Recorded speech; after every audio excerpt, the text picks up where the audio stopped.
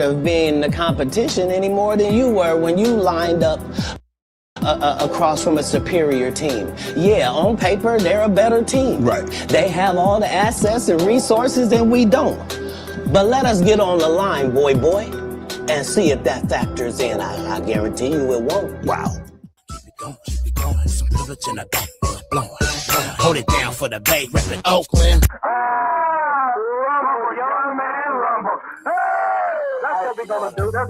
It's all a fugazi. And you know the difference between me reading your papers now and me reading your papers 10 years ago is that now I know when I read it. 10 years ago, I didn't know when I read it. It's no matter. It's not on the elemental chart. It's not fucking real. Right. All right. It didn't happen.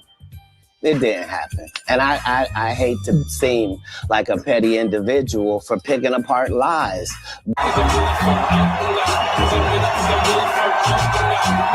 Carrying a school bag on stage. What are you doing with a school bag on stage? You can't even read. No, you ain't the champ. Hey, this is fucking embarrassing. Why? Now, how you gonna do that? Embarrassing. How you gonna do the champ? You go fight more than 4,000 people live. One more people in training. 40 years old carrying a school bag. The man doesn't even fucking read. And Dad tried to teach me of my brothers. Never try to be better than someone else. Always learn from others. And never cease trying to be the best you could be. That's under your control. I coined my own definition of success, which is peace of mind, attained only through self-satisfaction and knowing you made the effort to do the best of which you're capable. What do you both think about fear? I'm not in this world to live up to your expectations. I'm here to live up to mine. He who is not courageous enough to take risks will accomplish nothing in life. Fear is a teacher. And I don't skip class. What are you doing? Oh, hey! What are you doing? Nothing. Me? Just hanging around. Hey now, say now. Hey now, say now. Hey now. Hey now, say now. Hey now. Hey now to you. Yes. Hey now. Hey now. Hey now. Did I just nail the grail? You just hit the grail. Did I just nail the grail? Hey now, say now. Hey now, say now.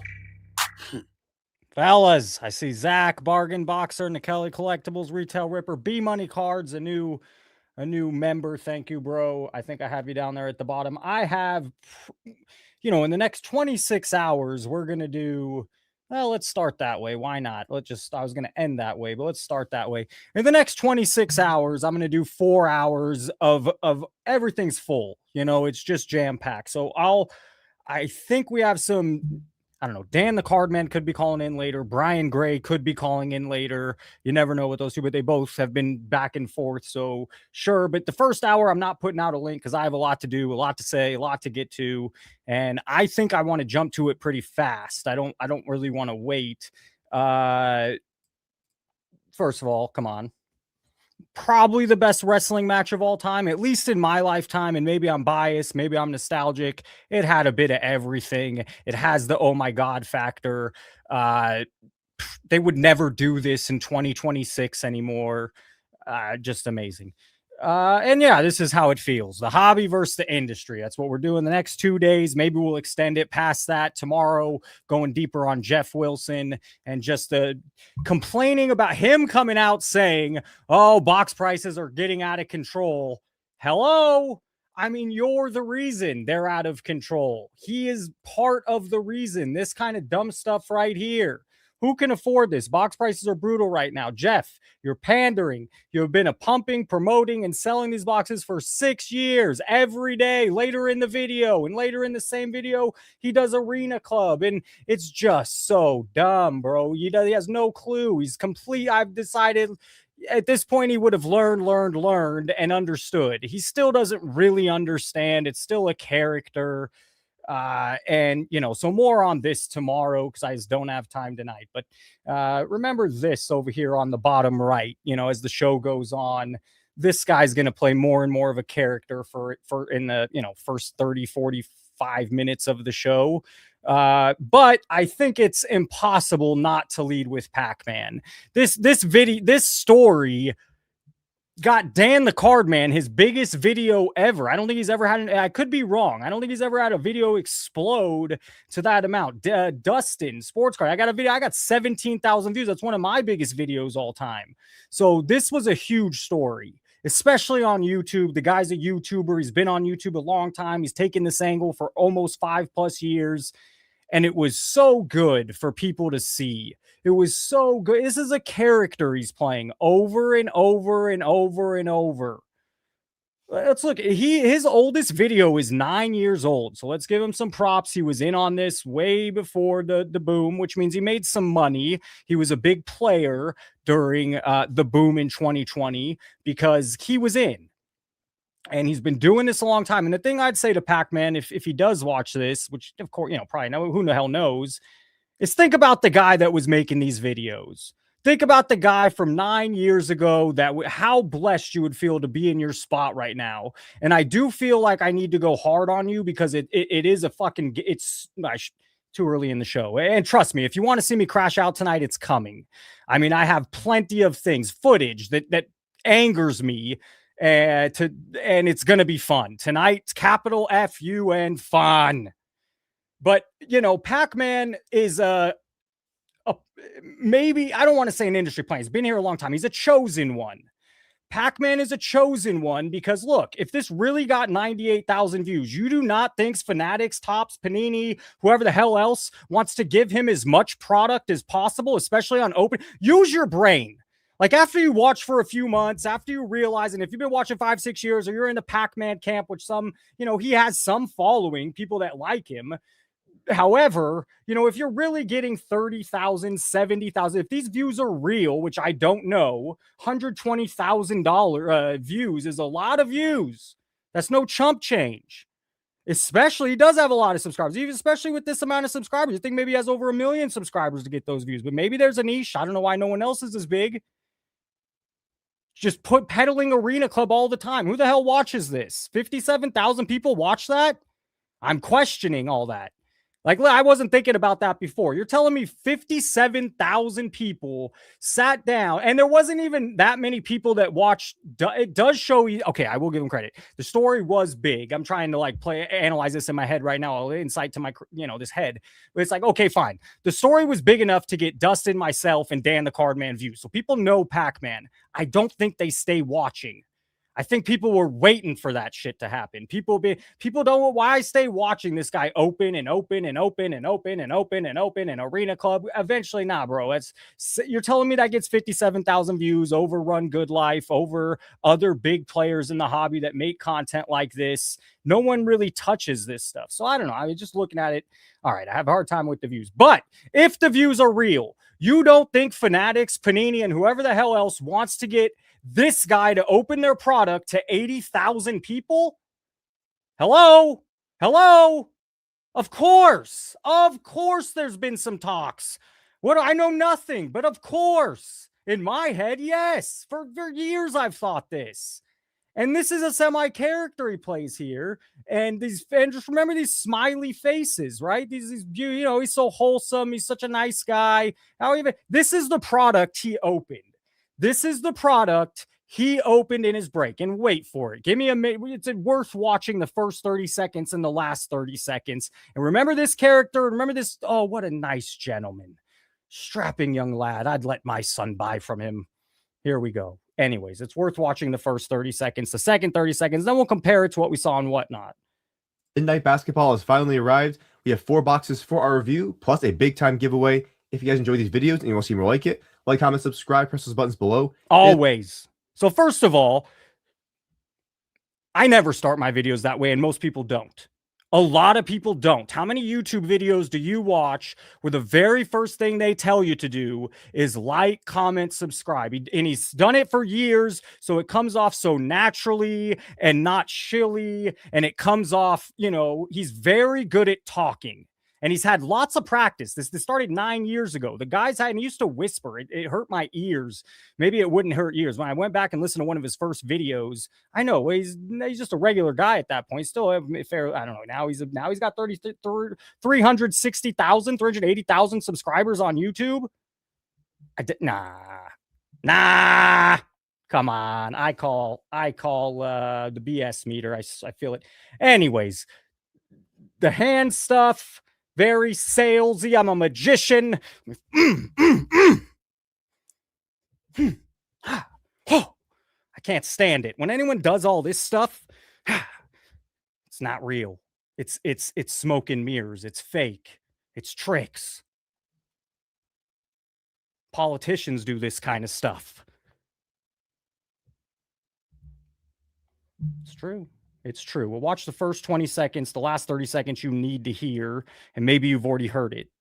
This free help stream like this, and it gets you in the new YouTube only giveaway, Optic Football Hobby Box Chasing Downtowns. And of course, we always team up with Whatnot for a I'm telling you right now, there's 123 people here early. A storm is brewing. I've been sitting on this since Friday, not just Pac-Man. Pac-Man came up later. I've been sitting on what I wanted to say since Friday. You don't think I prepared a damn good show? Oh my goodness. And trust me, it's building a storm. I can already feel it watching this son of a gun. My blood, I'm getting, and I do have to calm down because I did leave a show the other week. I haven't got to exercise in 2 months because my foot. And I left a show. I've never felt that in just from sitting, like a little boiled. Maybe after a really hard workout, but never just sitting. So I'm 40 years old and getting older. I haven't had to exercise in 2 months. I can't wait to get back on it. But anyways, oh my goodness. Get to the damn video, bro. Big time review, so big thanks to them. We're giving away 2 boxes of Midnight. So the cards from these 2, which will open in video, will be given away tonight. We're doing a 10-case pick your player break. So we even advertised it. I believe that's the same break tonight. This went out supposedly to 74,000 views in a short amount of time, and he still couldn't get anyone to buy his product. So the gimmick, the game is ending. It seems like it might not be working. Hey, even if we get 10 people from 70,000 views, quote unquote, we can keep the breaking alive. Orlando, I'm going to tell you, you missed a lot in just 12 minutes. But it is great to see. Orlando's one of my, who doesn't love Orlando, right? I mean, just how do you not? Okay, so we watched the beginning, complete chill. Now let's watch near the end. Hopefully I don't miss it. Let's see. Very risky, though. LeBron number is very nice. I'll be giving away tonight. Is it very nice? Is it very nice? What a great guy's giving it away. The only reason people showed up to your break was to win that and not to buy in. At these stupid prices, by the way. And design is top notch, so I always factor everything in. I'm gonna give this one probably a 4.25 out of 10. So a little below average. 4.25, not even a 4.5. He gave it a 4 out of 10, a 4.25, which means what? We're grading out of 100 points there. Why don't you give me it at 100? 4.25. Suck it, Gio. You're coming. It's coming. You wait. Pac-Man was a bigger story. I got plenty. You'll be entertained. I promise you. I've never went into a show where I know, they're going to be entertained. This is entertained me. I was sitting there laughing, watching this shit. I'm sitting there yelling at the screen, watching this shit. You're going to be entertained. But Pac-Man here, this is his thing. He gave it a 4 out of 10. This is his YouTube persona. And then we've been in his lives. All right, we've been in his lives. I watched him sell the toy Ghostwrite live in his break on Whatnot. Same guy. It wasn't as aggressive. It definitely wasn't as aggressive, but it was definitely very salesy. Telling you why, telling you it's the best, telling you to buy. And the same thing, I don't remember the product. It was a card product. And every time he would put it out, it was just, you could get these for half price somewhere, or these are half let, these are half the cost here. And then you go look it up. And is that always true? No. So now we saw his exact video on this product, pumping the break that couldn't sell. And here we go. So the break is filled. We just sit here. We gotta make some progress here. There's almost some of these spots are almost no risk spots. If you realize it. If you realize it, you're too stupid. He thinks you're stupid. It's worked for him. That's where we're at. That's what it is. That's 74,000. Like now I haven't really thought about this. That video supposedly has 74,000 views in a few days. Yet he couldn't get Out of all those 74,000, supposedly 74,000 views that watched it, because no one else in the industry does numbers like that, not in this niche.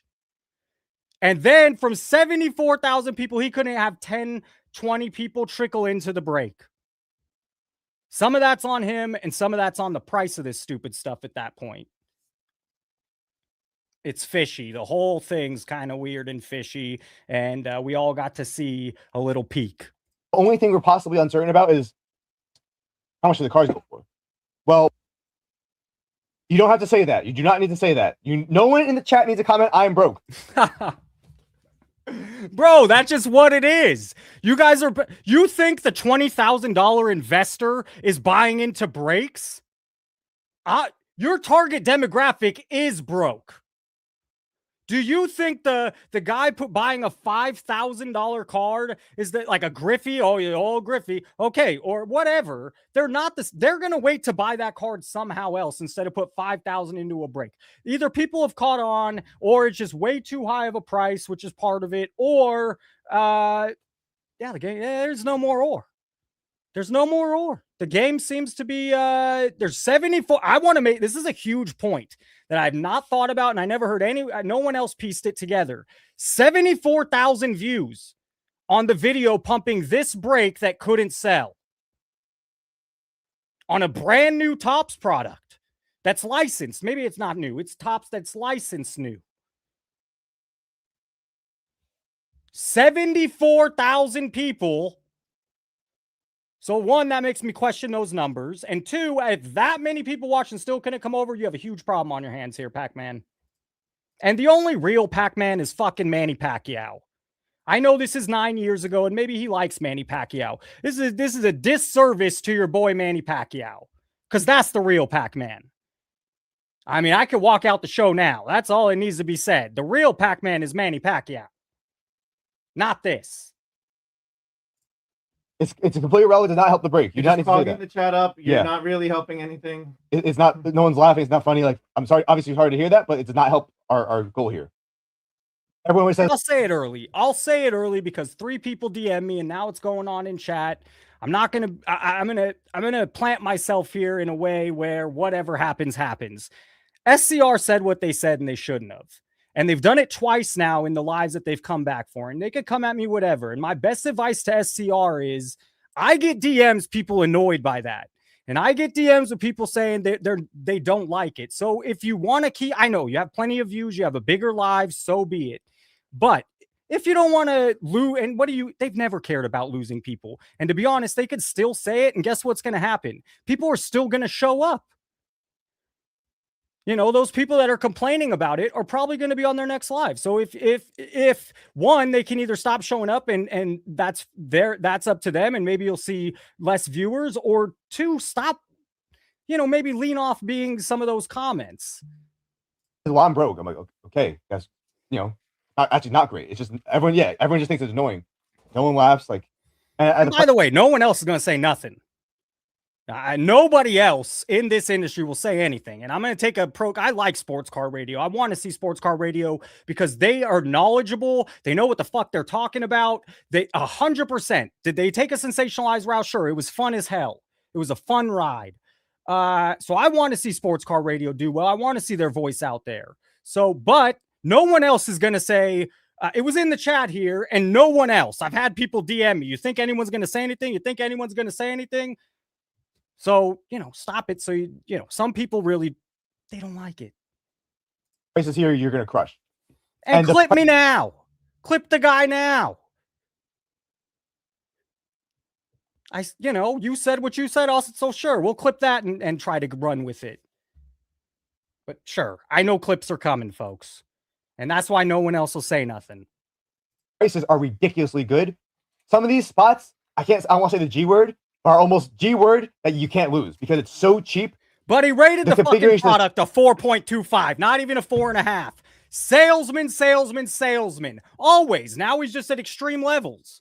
No one's bought in an hour and it's midnight. But the man's a salesman through and through. Through and through. And if we look at his Instagram, what does this scream? I have a great life. I love sports cards. I'm knowledgeable. I'm authority. You should buy.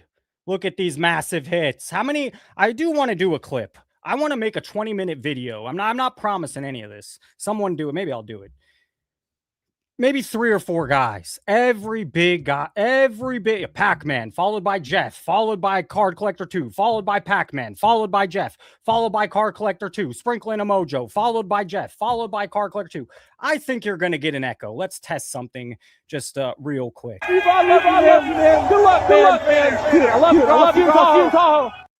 All right. Did you get an echo? You'll see him in Tahoe. I think that would be a fun video because do you know how many I could pull together? It would be an ungodly amount. The video would be 2 hours if I pulled all the massive hit, big hit, fire. And okay, he's a breaker, but Jeff's not.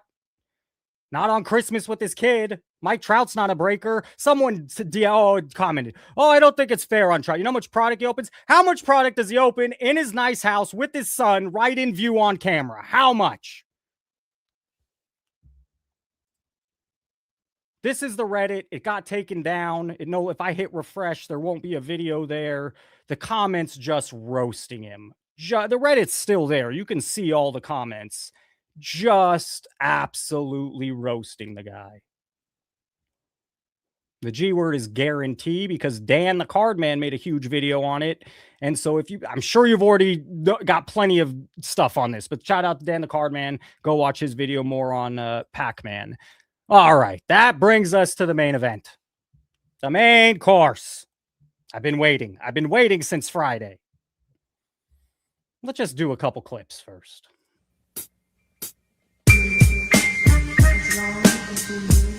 Demonetized with the music, but oh, we're sorry. Look at this. They took it away from me. I can't even play it. Look what happened. It's not worth playing. It's not even. The next clip is better, and what I have to say is better, but.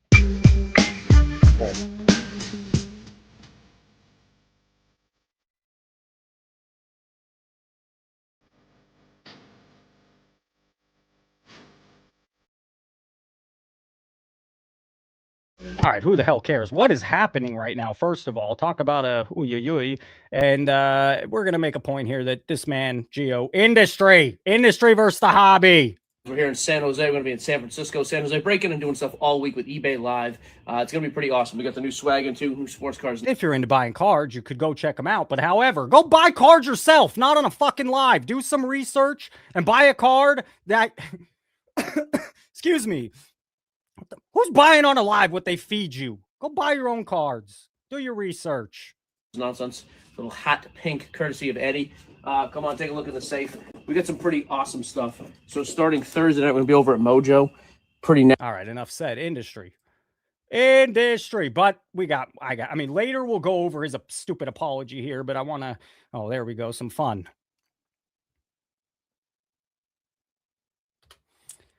Huge. I mean, great leak. As you know, this was fun for me. Some people, it's a nothing burger. I disagree with that. I thought it was number one. It's like, okay, fine. You don't already know what's going on, but okay, sure. Some of us can have our thoughts, but seeing it and having receipts about it, yeah, that's huge. I mean, that was to me. Do you know how much I can make of that? Do you know how much you can make of that? We'll make of that later. But first, what do I need to say about our boy Gio? And if you're tuning in, which it's 23 minutes in, you missed 23 minutes of not like a bunch. But we finally get to our boy Gio. Finally. At the National, he ghosted me more than once. Him reaching out to me. So many meetings. And I believe it. We saw all the meetings going on at the National. I got that vibe completely. They're all upstairs.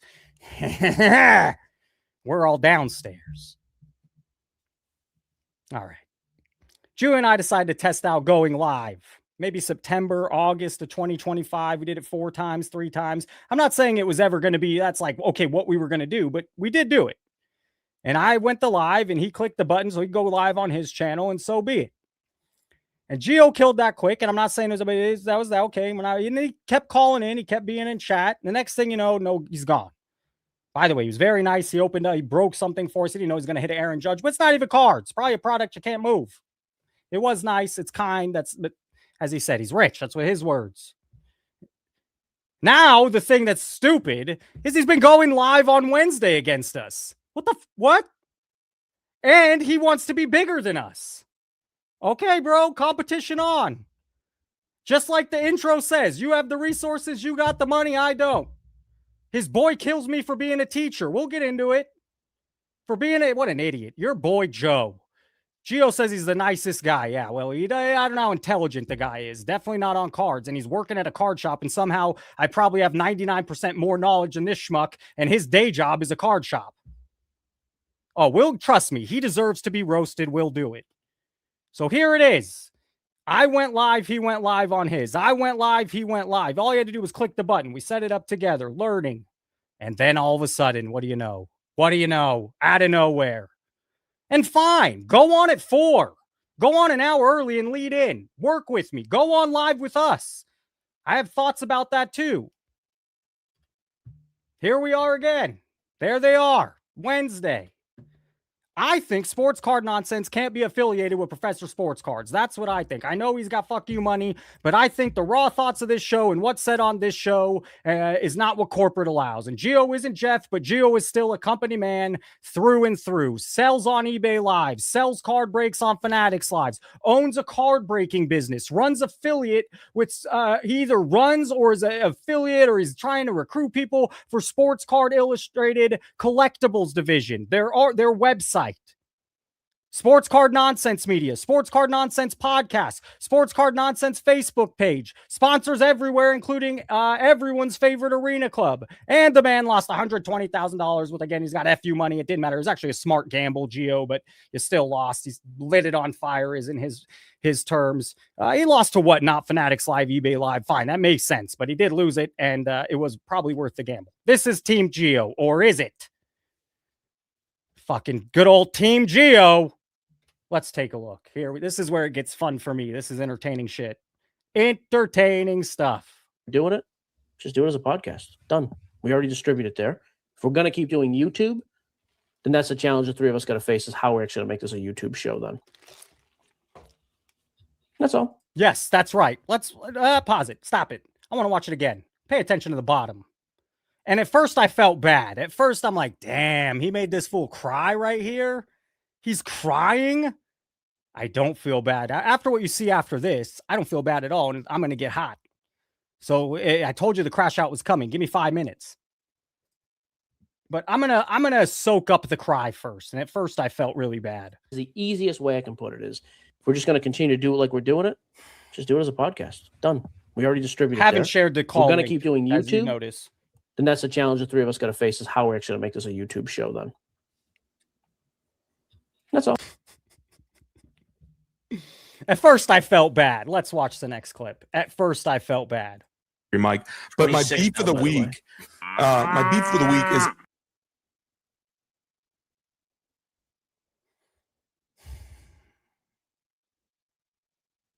is honestly with you and Jesse, with the ultimate love fest for the professor. Next time you decide to bring anyone with any type of title, do like I did. I brought someone with a doctorate on, and someone who has knowledge, and someone who's not just a bleeding heart of 5th grade teaching. You bitch. You didn't know what shit you stepped in. You have no clue about cards, about making content. Clueless. And I'm going to prove it as we go. First of all, what are you doing calling out teachers? What are you thinking? A lot of cuss words want to come out right now, and I don't want to. We'll listen to more. First of all, I have a master's degree, and I labeled the only reason 4 years ago, Professor Sports Card. I thought, man, I'm never going to go back for 6 years and get a doctorate. Just not what I'm going to do. But if I know anything the most, then I'm not saying I'm the most knowledgeable. You're always learning. People know niches different in this niche. But something I had a lot of knowledge in was sports cards, more than this fuck. And then he takes a slant that I'm a teacher. You know what? I'm blessed to be a teacher. I'm grateful. I go in there and I get to have my own classroom where I get to create the vibes and the energy and provide a great place to learn and have fun. And not only is it good for them, it is good for me. It is very healthy, especially when this year I have a great group of students. So instead of being an introvert and sitting making content and dealing with cards all day, I'm a pretty big introvert. I wouldn't go out. It's very healthy. This guy's an idiot. This guy, that's the only slant he could take. He has more, which comes off even stupider. And talking about, well, I don't have a lot of money to buy this stuff. Like, I don't have a lot I of like money. that perspective. I like that perspective, though. First of all, I don't have a lot of money to buy, and the money I do save goes into the stock market. And I understand anyone bought cards last 9-10 months, the right ones, you've watched it skyrocket. You'll watch it fall too. I mean, it doesn't make sense, number one. And number two, it's within 9 months. The previous 3 years, 2 years was flat straight after a big up and down. I don't think people in the card hobby have a clue about charts, by the way. You can say we go easy on, like we went easy. That's fair. Me and Jay talked about that. I thought he would push back more initially. And here's some bullshit on Gio. I thought he would push back. Your boy Jesse mentioned some race thing about why people collect Mickey Mantle and not the other guys. I'm like, no, bro. Clemente, Jackie Robinson, but it's your show. If you want someone, you guys are polite and nice. You wanted me to be an asshole? Like, so Gio has a good way of deflecting. Like, no, man, take some ownership. You guys didn't come at me. You didn't present me with one topic that I could be boom boom with. Not one. I mean, maybe, but I definitely went back at Jesse on that because I thought it was ludicrous. He is trying to make the argument, oh, yeah, the reason Mickey Mantle sells for more than Willie Mays or Clemente or more than these other, darker skinned players is because race. And it's like that people weren't collecting them back then. That's not how sports card in the hobby works. Gio, who have you surrounded yourself with? I thought Jesse was going to know more about cards. He just took the TCG or non-sports card lane. Fine. The guy still knows nothing about sports. Like, not a drop. And it kind of works on that show. What is this, Jesse, like a Temu version? And bring some points of contention. I was ready to respond to those. He didn't bring them, so I didn't have I didn't bring them. Yeah, but you know what? Why didn't you bring them? And they were all Why didn't you bring them? teaming up on you hey, in there. Fucking Gio, why didn't you bring them? And he's doing this live the same time I'm going live. Almost positive. Mike, but my can leave disagreeing, but along the way, there's like points of like, oh, I agree with your point there. I don't agree with the overall take, but I struggle though. Like Frank was saying, and I've gotten emails and texts. Like, it actually shout out to the professor's reach. He has a good community for what he's got. Why aren't you coming back? You haven't been on all week. And it was like, it's not that I don't mind. I like fight. I'm super. You see me. I could be in a room full of 85, 150. He gets massive rooms, 200 people. 90% of them hate me and what I do. I have no issue with that. I get tired. I don't know what you mean. Tell him you're not. I don't know what you mean. I'm looking at the comment. Why tell him you're not there? I don't know what that means. Just the same thing. If you make money in the hobby, you're a shill. Period. No, and that's dude. Do I call Chris Sewell a shill? Do I call Scotty B a shill? And I don't even know if I ever called Gio a huge shill, which he probably, I mean, you could have your own thoughts. I've always kind of liked that Gio, doesn't just make videos like Backyard Breaks or some of these other companies. But, it's conflicting that you have a huge business, like it's layered.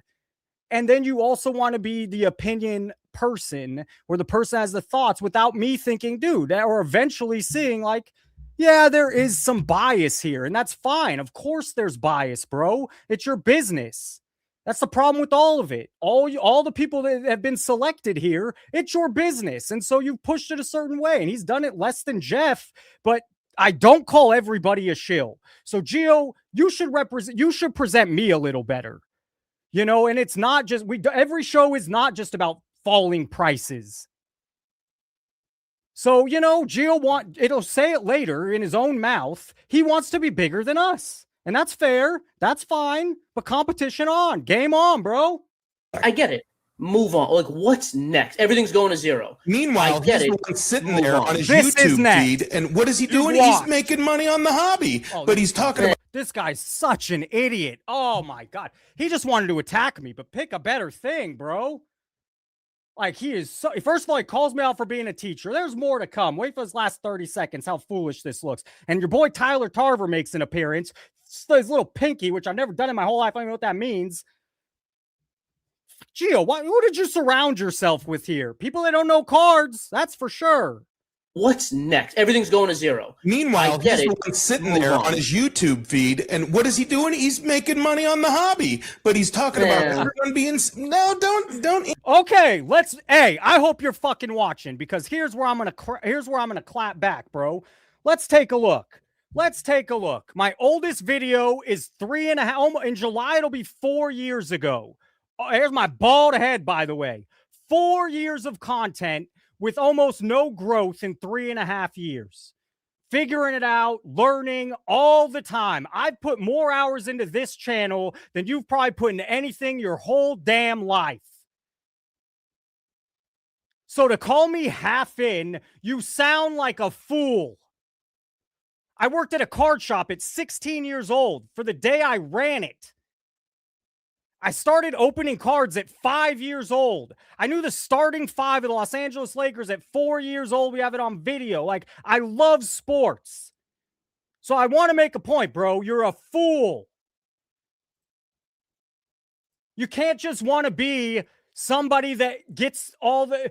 Oh, let's watch him cry. Let's watch the Ray. Oh, no, let's watch Tyler Tarver first, because I'm not a fan either. Mike, but every week it was new. And like it was something different.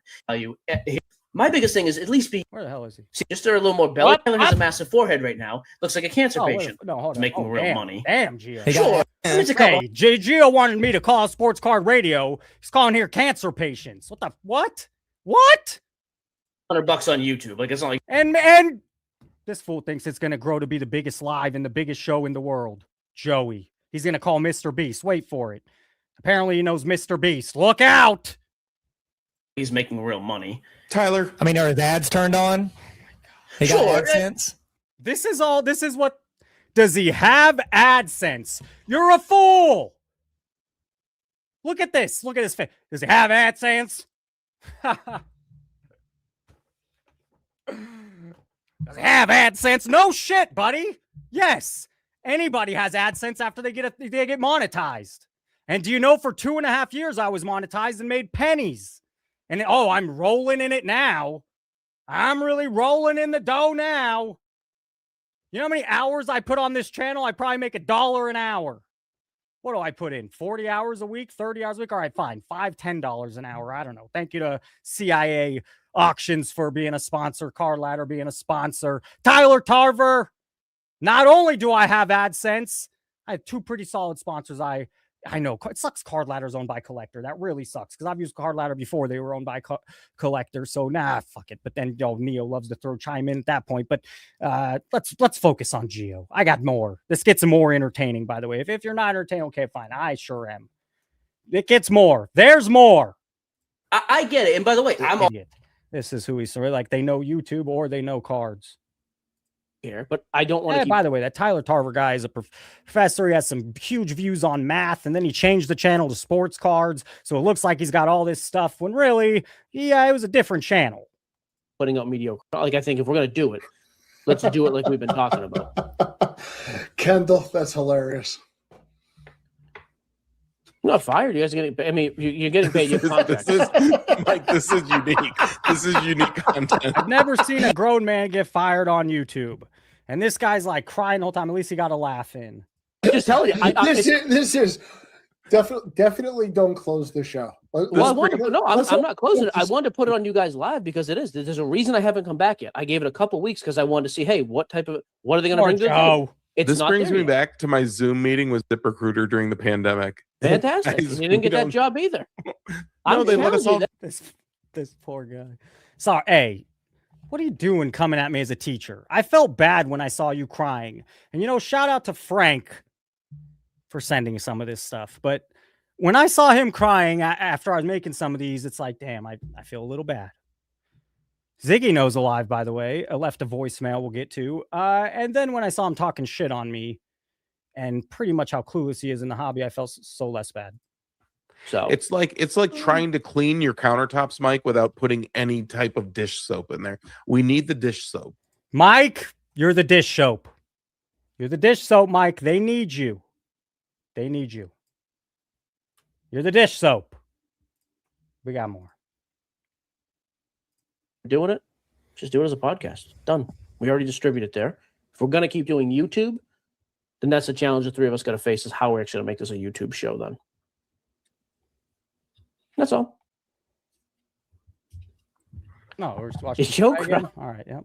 Oh God. How dare you? We're signing off. I felt bad, bro. I felt bad. All right, Gio, I got to do it. Give some love to Sports Card Radio after giving them some advice. You came over and gave us a Not that chance. they want You any. had better options the entire time. was awesome. Like, thanks for coming over and giving it a try. I failed you as a business owner. Period. I blew it. We didn't spend the Sorry, money Joe. correctly. That's on me. We didn't raise the money. That's on me. I wish it worked out because it would have made me rich and it would have made our sellers have an awesome platform. And it just didn't work out. But again, it's not the seller's fault. That's on me and my team, but primarily me. So yeah, we thanked all the sellers for coming over. Like again, everybody has better offers than coming over here. There's Drip, there's Loop, there's whatnot. And apparently Joe has Mr. Guys Beast. came over. Gio's good at talking and coming on and give him kudos for doing that. He doesn't really have much to hide, and he clearly knows the hobby, but this is fun. Yeah, I would like to find out what we think. This is just after this, we'll take a break from clips. This leads me to a rant. Think could really take off because there are some other people in the space taking off. But that's like who? Like who would you compare? Who me? What we do and who's taking off in the space. So like the Trike channel, that kid Troy, his channel is huge now. Does an excellent job. Again, it's way different content. He's going and doing stuff in person, like card show stuff. We're not going to do that. Like, we're not set up to it. We're all family guys. We don't have time for that. So we're not going to do that. Professor does a good live. I do a good live, but again, he downplays it real quick. Live show. Although, again, I think those have kind of capped off, but it's quite a bit. You're wrong. Bigger than this. Quite a bit. Yes, it is bigger. And let me show you something, Gio. Let me show you something. By the way, Professor Sports Card live every Tuesday, Wednesday, 5 o'clock West, 8 o'clock Eastern. The show is better with voicemails. We got Ziggy. We have 3 or 4 voicemails. I have such a packed show. I don't know if Dan the Cardman's calling in. I don't know if Brian Gray's calling in. I don't know if some of you want to call in, but voicemail 702-483-7344. Sports Card Radio has 30,000 subscribers. People have known him for a long time. Sports Card Nonsense has 12,500 subscribers with a much bigger brand than Professor all over the place. Sports Card Dad has 24,000 subscribers. Also been around 6 years, or known, discovered 6 years. Dan the Cardman, 10,000 subscribers. Neo, 20,000 subscribers. And myself, 8,000 and growing. So people found the channel 9 months ago. You don't think I'm going to keep trying to perfect and work and figure out how to make the live work and still make content? No, bro. So to say they're capped off, I'm in a big disagree. We have the smallest channel, yet I'm competing with all the big boys. So, I'll leave it at that. I think it speaks volumes. Sports Card Radio has over 3 times, almost 4 times, 3.5 times the subscribers. I'm not saying I'll ever get there. If we do it a lot more years and I continue Tuesday and Wednesday, I disagree with you adamantly. It is not capped. And tonight we've had 220 in the room at max. Acknowledge me.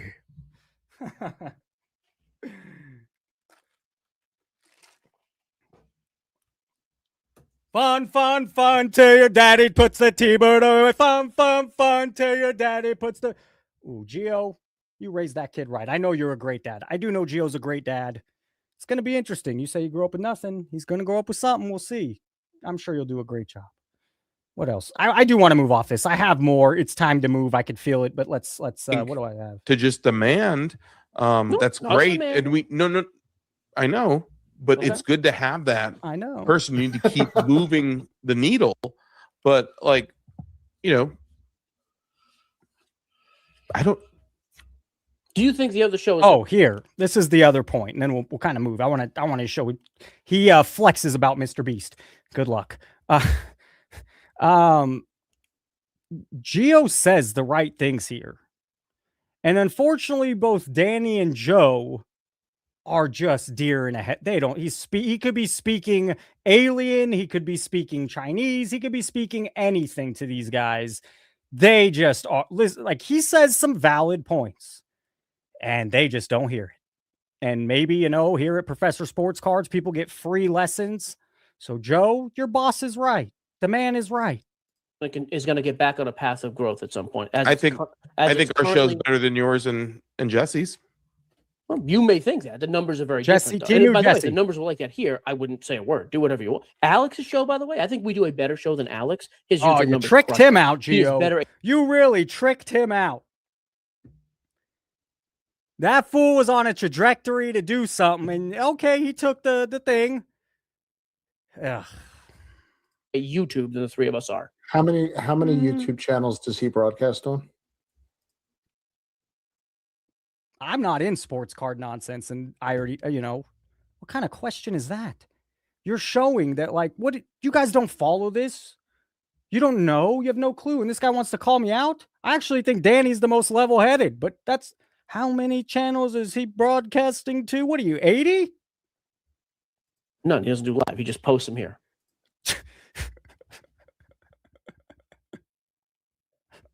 I don't know why I thought that was so funny. That's. But he is better at YouTube than I am. He just is. He's better. His numbers don't lie. He's better at that.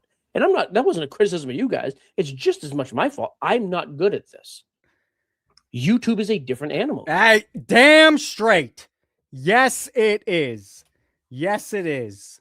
But I also think YouTube is just a very different animal than any other. It's worth we it. use. It's worth it. I'll Just just trust talk me. to my It's friend worth Mr. Beast, There. and I'll we use. I'll just talk to my friend Mr. Beast, and I'll just make it happen. I guess. Either that. Based off the reaction, is he being facetious? I don't think he is. How do we? I didn't want to leverage. I wanted to do it on my own, but I didn't want to have to leverage. All right. All right. There it is. There it is. We'll end the little segment there. There it is. Look out. Except instead of Feastables, they'll be holding sports cards. The guy works at a card shop. The guy works at a card shop, from what I understand, and still can't figure out the content spot. Just, oh my God.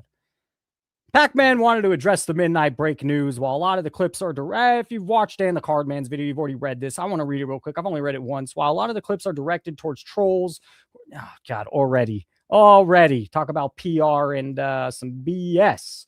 This comment I left on the vid mainly sums it up for me. Most importantly are the following points. You're asking someone to spend $5,000, $10,000, $1,000. It's pretty valid response, even if they're a friend or a viewer, to say I'm broke. Is that what a troll is? I think it's a pretty valid response. We might have Dan the Cardman on. If we're going to do more Pac-Man, I'll wait till Dan the Cardman comes on. Here are some good comments and some idiot comments from that video I made. Did his break eventually fill, and how was his prediction? It did fill. This is according to this commenter. Multiple spots that sold for 1.5 to 2,000 each hit a handful of cheap cards, less than 100 value. Heard the guy who bought the $8,000 spot hit one card or something. Huge losses. Then we have, these comments come in. Hey, Professor, have you watched how many breakers on Whatnot scream and yell? They also push their product every day. Who cares? People are there to buy slots. What the fuck do you care? How people run their shows? Why? Because we saw why. He paints this great, innocent, great, wholesome picture on YouTube and does something far different on those small Whatnot breaks. I mean, I can name 5 breakers. You don't think I talk about them too? You're a jealous piece of shit who is looking for clout. Stop hating and stay in your lane. So, I don't share most of these comments with you. And to be honest, it's probably, 20 to 1, 20 positive comments and 1 idiot like this. And he paints a far different character on YouTube. Absolutely. Never Earl Poole. Never seen him like that. It's shocking, to be honest. I bought into his breaks back when he did mixed year, mixed product, and it was awesome. Very reasonable prices, too. Got some really great cards as well. But the latest behavior, wow. Hope he sees himself in videos like this and realizes he effed up. Honestly, he's not a bad dude. That he paints. He's selling. It's a business. It's a product. He's not a bad dude because he gives away free product to hopefully get customers. This situation makes me wonder. Thanks for the vid, Prof. I like Pac-Man. I watch his YouTube. This is the last comment. YouTube video, and then jumped on Whatnot and won the LeBron Midnight out of 149. I appreciate that he honors those giveaways. I mean, that seems pretty standard and normal. That said, he behaved like a poker player on major tilt. Yeah, sounds about right. But the real thing is it's only a problem because of the completely unacceptable price of these boxes. That's also true. He wouldn't have had this problem if these boxes are so stupid high. These boxes are basically Obsidian hobby boxes. They should sell for $450 at the absolute max. $350 would be more reasonable. So many junk autos. Pac-Man sold his soul to fanatics, and this is a guy who even likes you, and they set him up for this crash out by requiring him to hit a huge number to make money. Love this video you made. You captured him perfectly. Did he end up running the break? And we already got into that. Oh, just a salesman who's selling a Yang Hansen spot for $1K. I say that name right, roast me. And saying, how can you go wrong? Laugh out loud. Yang himself wouldn't pay $1,000 for that spot. This was a great comment by the we'll call him Ron Fig. I don't know. Maybe it's not the other guy. Nowadays, you need to open a learning center or daycare center to be able to afford wax prices. That's a winning comment. All right. What are we at 50 minutes? I'll do 10 more minutes. And then I'll open lines if Dan the Cardman is going to call in, if Brian Gray is going to call in, if a few of you want to call in. Dan the Cardman and me kind of scheduled a time. I know he's in Australia. He's got a kid. I don't know. So if he calls in, I'm going to give him the floor for a minute there. And he did I'm sure he has stuff to say on Pac-Man. If not, we'll let others chime in. If Brian Gray calls in, of course, we got to give him the floor. So I'll say that now. Okay. Obviously, you've already seen this through Sports Card Radio. Kudos to you. This was a great leak. I'm very pleased by it. And also Neo did a really good video on it. Leaked internal documents. Okay. I have my own little slant, my own little take that I'm going to have fun with here for 5 minutes, 10 minutes. So we've all seen this. You've already seen this. Okay. You see, they're in a lot of meetings I was at the National these days. That completely checks out to me. It felt like the card show on the bottom, the smoke and mirrors on the, on the show on the bottom and the on top. Yeah. So, all right. Blowout cards. I don't want to do that. Blowout David Adams. Fine. Blez is the number one breaker on the list. We're going to go through the 4 top breakers on the list right now. And we're going to do a little something that I haven't heard talk about. And I'm sure people just assume, or, it's implied, but it's powerful to see. So they're their number one breaker. And what have they done in the past couple years was this. Thank you. Oh my God. How about a Victor Wembanyama Nebula for Zion Papa? The second time in a row. What? Wow. What just happened? Holy shit, guys. Again. I don't even know what to say or do. I'm done. I think I'm going home. Every time I'm here. Every time. Wow. All right, speaking of Ziggy and Charles. Charles, stop buying views. Damn it. You come on the show. I give you a platform. I'm not even saying that. It's like, bro, you think I don't want to platform people that are buying views. Stop buying views. And Ziggy, where the hell you been? Do you realize that could be like $1 million card? In my dance, this is what I was doing for the maxi for Big Deuce. And then this man, he hit the LaMelo, the Ant-Man, and now the This is their number one breaker. Dance, Jax? Little odd, right? Jax loves this. Had to. All right, their number 2 breaker, We the Hobby. That's their number 2 biggest breaker on their list. That was leaked. So, what does We the Hobby had happen? Oh, this is weird. I don't appreciate Hobby Champs, maybe you're making content. I'm sitting here making content, going up against someone that's crushing me in views that aren't real. So, yeah, I like Charles, and yeah, I like Charles Supports channel, and yeah, I like Charles is on the channel. But you know what? It's Fugazi. His views are fake. Imagine how many others are fake. What the hell? Did I not? Like this. These feel heavier than last year. What did it say? It said 7 1-of-1s. Like this. These feel heavier than last year. And how about Jaheim Bell the 17? Oh my god. I just kind of went by that. Are you joking me? 1-of-1 Drake May! First spot! Their number 2 breaker on the list. We saw what the number one breaker did. This is the number 2 breaker. You think I'm not onto something? You think I'm crazy? You think I have a tinfoil hat? You're wrong. Another 1-of-1! This is a guy. How about Tyler Nubin 1-of-1? Oh my god. How about another 1-of-1? Shut up. How about Kirk Cousins? Kirk Cousins 1-of-1. Let's make it 6. How about 1 of 1 Justin CT scan this. Let's make it 6. How'd you know? How'd you know? Herbert? What? Did the Fanatics tell you what was coming? Could you feel it? If you want to go watch content that makes it's like really points it out.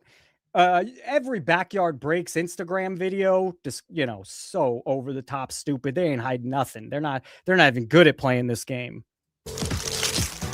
How about another 1 of 1? 7. Neo, you don't chill. And Neo, I think it took this. Let me just give I'm positive. I want to give a little 30-second breakdown on what I think happened with Neo. I think Neo thought Sports Car Radio was sensationalized and didn't buy into what they were selling. I loved it, but I don't think Neo did. And I think Neo just looked at it as more the camp of Jeff's telling the truth and this side. So these guys are crazy. They're just looking for views. They're just looking to be a hater. When really what they were saying, a lot of it had truth. A lot of it had truth, man.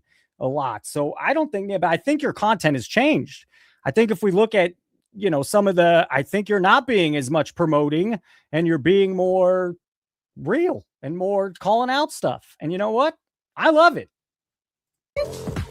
How about Joe Milton 1 of 1? What is going on, dude? I've never seen anything like this. He's still That's their number 2 breaker. And now I'm back because I'm going to respond to chat real quick because this was a common one. This was the common one. Geo used Professor from day one. So that's the other one. Now, I don't see it that way, but a lot of you do.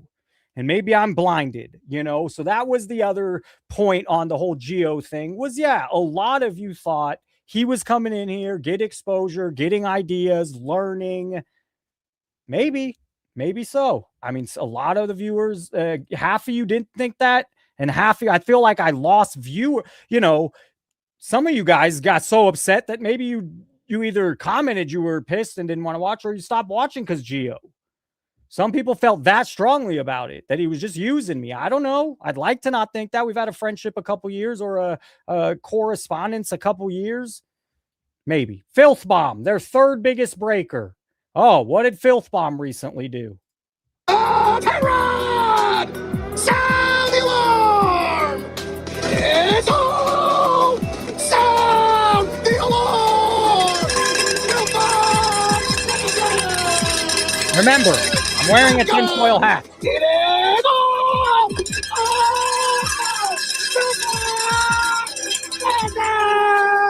Jeez, who watches Reporting it? live from Phil Thumb Breaks. I'm here with Three Patch Frank, and he has reportedly pulled 3 debut patches out of the brand new Wait Topps for it. 2025 Update Series Baseball.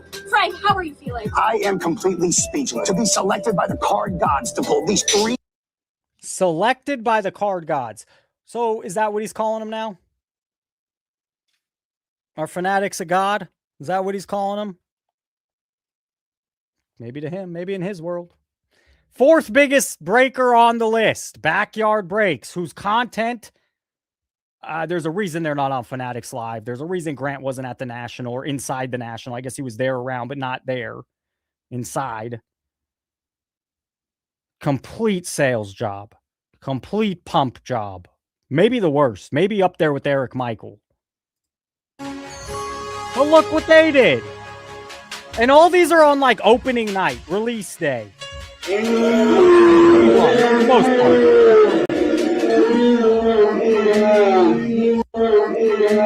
This music's gonna get us demonetized here, but anyways, there it is. Not that it was $2. I'm gonna make tonight off. Hey, Tyler Turver, my AdSense turned on, and tonight on this live in 2 hours, YouTube's gonna pay me $2.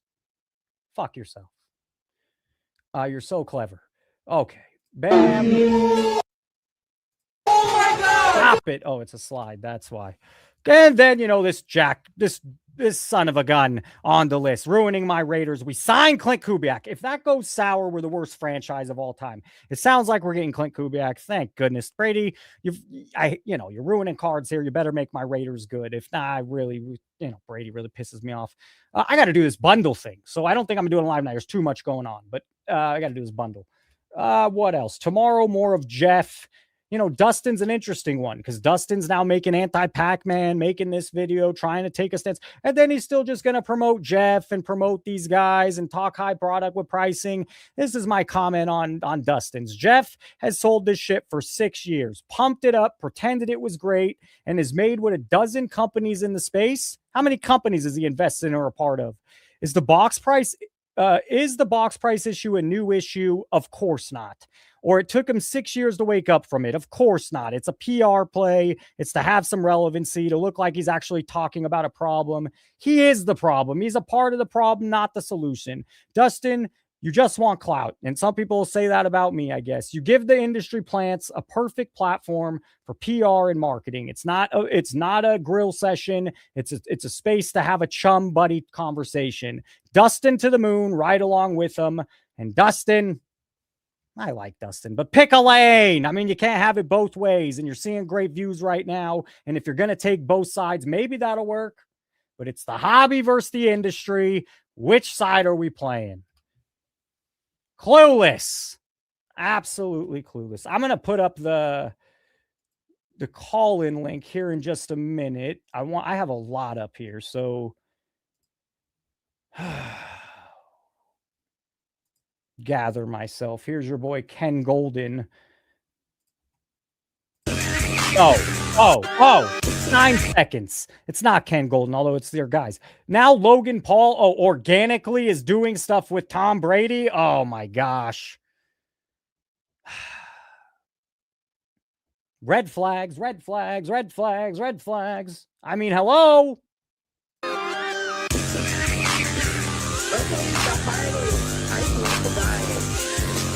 Charles, if you keep buying views, I can't platform you. I'm not going to platform people that are just saying, I'm buying views. I'm buying views. There's Mr. Beast is going live on Whatnot on Super Bowl Sunday before the game, and he's giving over 1 million. Maybe some of you guys don't like me saying that. Dude, I've called anyone out for buying views. He's admitting it. He's getting, some of his videos are way better than mine. I'm not saying, and by the way, I love what you're saying. I like the production value. Those get view. I've told him this before, and you don't have to agree with me. The people you pick up from that is not when you hit the algorithm, your viewers are different than the people you're paying to get there. That's at least in what I've listened, my research, and maybe I'm way wrong. Maybe I'm absolutely wrong.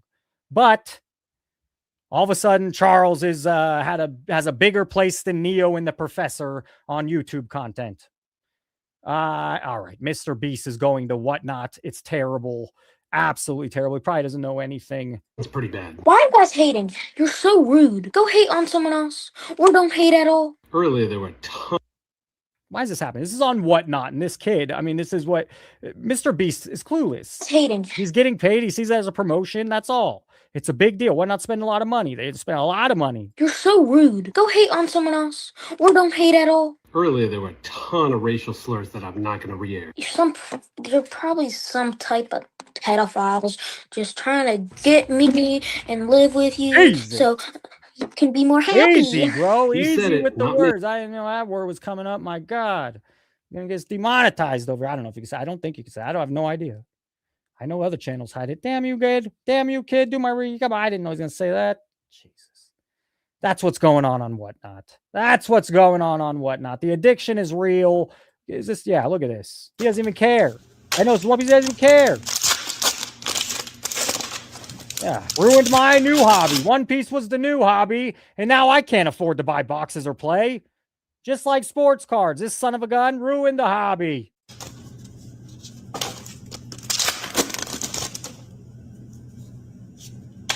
Hey, thank you, K9. All right, you get the picture.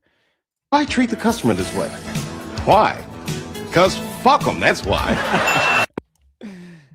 Yeah, that's great. I'm going to share the call-in link. Why does that happen? I'm going to share the call-in link. Gio might call in. You never know.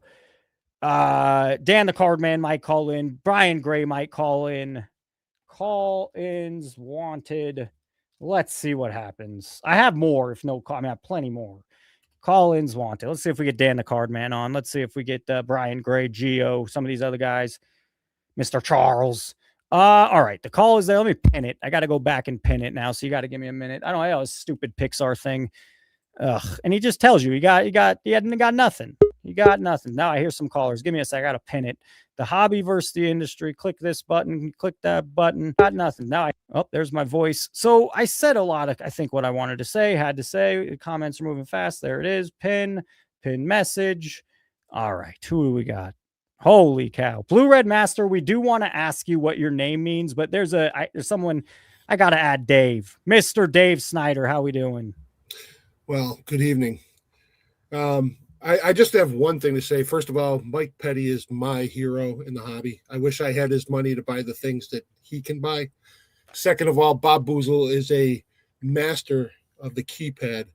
I want to be able to type like that man. And hilarious. And actually, the only thing I want to say is basically with setting up the hobby versus the industry. If you have an allocation, you are industry. I'm sorry, but there is no way to put that any other way. That is without question the first check box that you have. If you have an allocation, you're working to keep that allocation. Period. Otherwise, you can't sell. You have nothing to sell. You end up buying on the secondary market like Crybaby Pack Boy. So that was a long time coming, Dave. That was a long time coming. It doesn't matter, and I agree. You know, I mean, it's fine. I want everybody to realize I don't hate anybody, but Gio, I'm sorry, pal. If you're on the side with allocation, you're part of the machine. It just is. And it's not that we don't like you. It's you're part of the machine. You're manipulated to keep your allocation. And if you step out of line, they're going to knock you down and take your allocation away. So play the game, Gio, so you get your boxes. Guess what, Professor? I'm out. Hey now. Hey, Dave, great call. Yeah, that's an interesting take, by the way. So if they have to, these people's hands are cuffed. You know, that's very, yeah, I that's a good call. Hey, where's the next one? Blue Red Master. Let's do a couple minutes. We want to know why is your name Blue Red Master? So let's lead with that. And Dave, that was a great call. We need more calls like that. That's how it goes. That's the best type of call. Get in, get out, say your piece. Blue Red Master, a fan show favorite. Why is your name? I think it's because I just thought it was a very cool name to have. All right, fair. That's it. Nothing behind the cool name. You have so much reasoning of the Seahawks and this quarterback, but no reasoning about your name? Nope. All right. What do you got? And also, I got Cal Riley to autograph a All-Star jersey, and he inscribed it with his jersey number. Hey, now. Hey, that's pretty cool, actually. And a rookie card as well. How did you get him to autograph it? Yeah, I went to an event with my aunt and my dad and grandma. Hey, now. Hey, good for you. Dude, that's really cool. That's awesome. And that's how, you know, we all remember that from when we're younger. I know you say 20, but we all remember that from when we're young, maybe a little young, but still, good. That's really neat. So what's your predictions? What do you got? How much you got on the Seattle Seahawks? So I'm actually going to talk about something else, Fernando Mendoza. So personally... Wow, you got my ears open. Let's hear it. Personally, I think the Raiders are that type of organization that they're going to pay him $250 million a year. That's just my prediction. Yeah, first he's going to be on a 4-year rookie contract. And my prediction is I do think he's a legitimate franchise quarterback. Hey now, you heard it here first. I do think he's overrated though. What do you think of the Jaden Ivey trade? Which Jaden Ivey? Oh, go look it up. Yep, big trades today. Well, not big, but a lot of trades. I know that Jaren Jackson Jr. Yo, he's your boy, huh? Jaden Ivey, I think, went to Utah.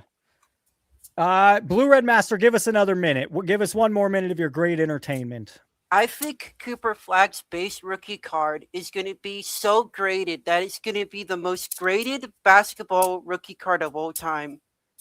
Now, this is one of the first times. Oh, okay, this is a solid take. That's a good take, Blue Red Master. Anything else, or I'm gonna let you go?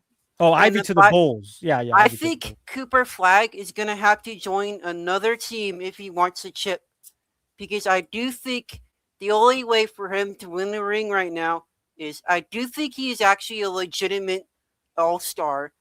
Just I think he's going to have to win a ring on the Charlotte Hornets. Blue Red Master, keep calling in. Thank you for being here every night. Chat loves you. Have a great night, bro. All right. Hey now, that was a great call. And I know I'm working on it. I found this out tonight. You're probably going to get a quick echo. It's 4 seconds. I believe in Joe Hendry. And there he is, Mr. Dan McCall, man. How you doing? I'm good. How are you? I'm doing well. Hey, well, one thing I noticed, and I've had people commenting to work on my camera settings. I noticed, and you came off dark, and it didn't. Some of it was your camera settings. Like it's noticeable that you lighten things up. You have some light on your face. It makes I don't know. That's one of the things I noticed. Oh, for my videos, you mean? Yeah, recently. There might just recently. Like even that. I've not changed anything super recently. It might just be summer because I'm getting more light and recording during the daytime instead of at night. But ages ago, like probably a year ago, I did all my settings, got all my lights. I don't touch them. Play with this. I use OBS. You just seemed brighter. You seemed the colors pop more. So, anyways, that's a small. Compared to my old camera was dog crap. So the one I started using about 18 months ago is a lot better. All right, so we got this Pac-Man story. Is there any, now you've had some days to chew on it? I don't know. I'm sure you have some thoughts about the whole thing.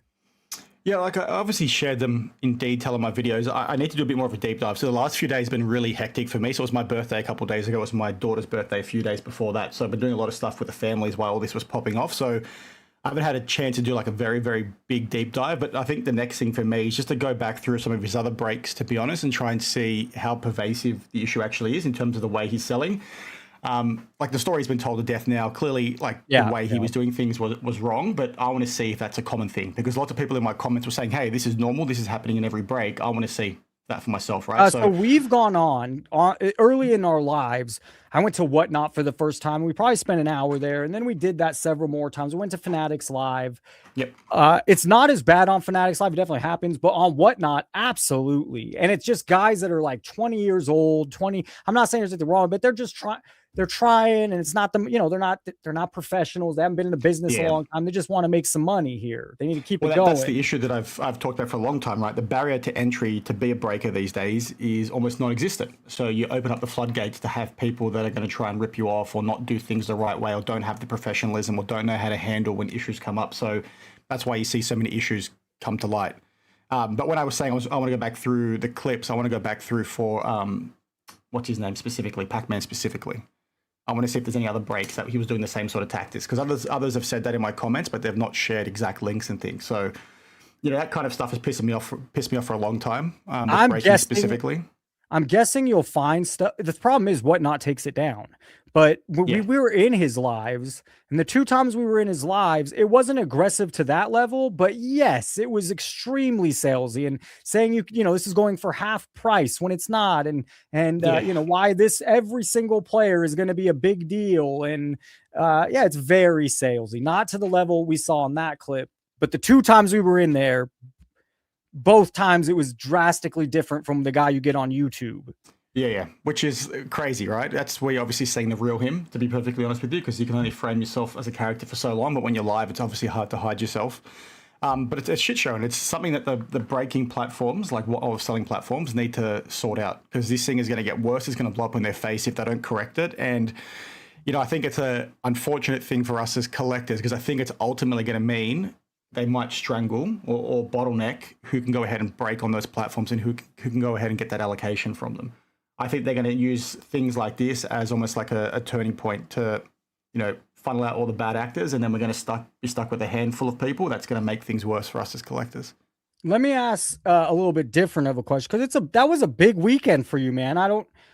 Have you had a video pop off that big before? I think some. I think not to that. I think it's my most viewed ever right now. I think my max before that was had like to feel 25K. good. Yeah, that had to feel good. Yeah, especially with I think I said last time, like the last couple of months have been really slow for me. Like obviously I put it in context because I want to help people. That hurt. I think you took So- a break for a while. I know you have kids. I did, but you yeah. took a Like I break. like not a full on break, but I stopped being as proactive because I was focusing on work. Like I was just having to deal with 2 kids. It was a lot to handle. My wife had gone back to work part time, so it was like a lot of change happening. So it's hard to then find the time to research, and then when things are not going well in terms of views and like the reaction and stuff like that, it's sort of hard to get motivated. But I still did at least 1 or 2 videos a week. But before that, I was doing a lot more. So. I think that's obviously impacted me. That's what happens with YouTube, with your whole approach to things. You need to be consistent, and I think as soon as the consistency goes away, the algorithm sort of spits you out. That's At right. least from my experience. That's right. So sort of getting back into the rhythm. Views have been pretty down, but it was nice. Yeah. Like at the end of the day, I'm here to help, right? I don't do this for anything other than final passion. So like whether I get 1 view or 10,000, I it's was irrelevant, happy but it's for you. nicer.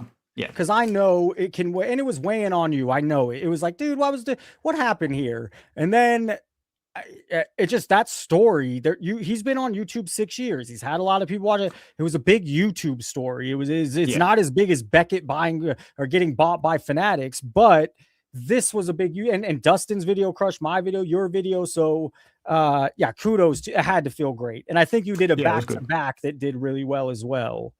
Yeah, like the follow-up with his response, I think was good. I saw he responded again. I might do something on that. I'll see. I found it all to be public relations. I don't know. Yeah. Okay. Yeah. Like it was crap, right? It was just him trying to save face, and it's just crap. I think there's just a lot of people like that in this space at the moment that need to be gone. They don't realize how easy they have it, right? They're complaining about not being able to sell things. They're treating their customers like crap. Like literally tomorrow they could not have a business if Fanatics or Tops chose for that to happen, right? Like.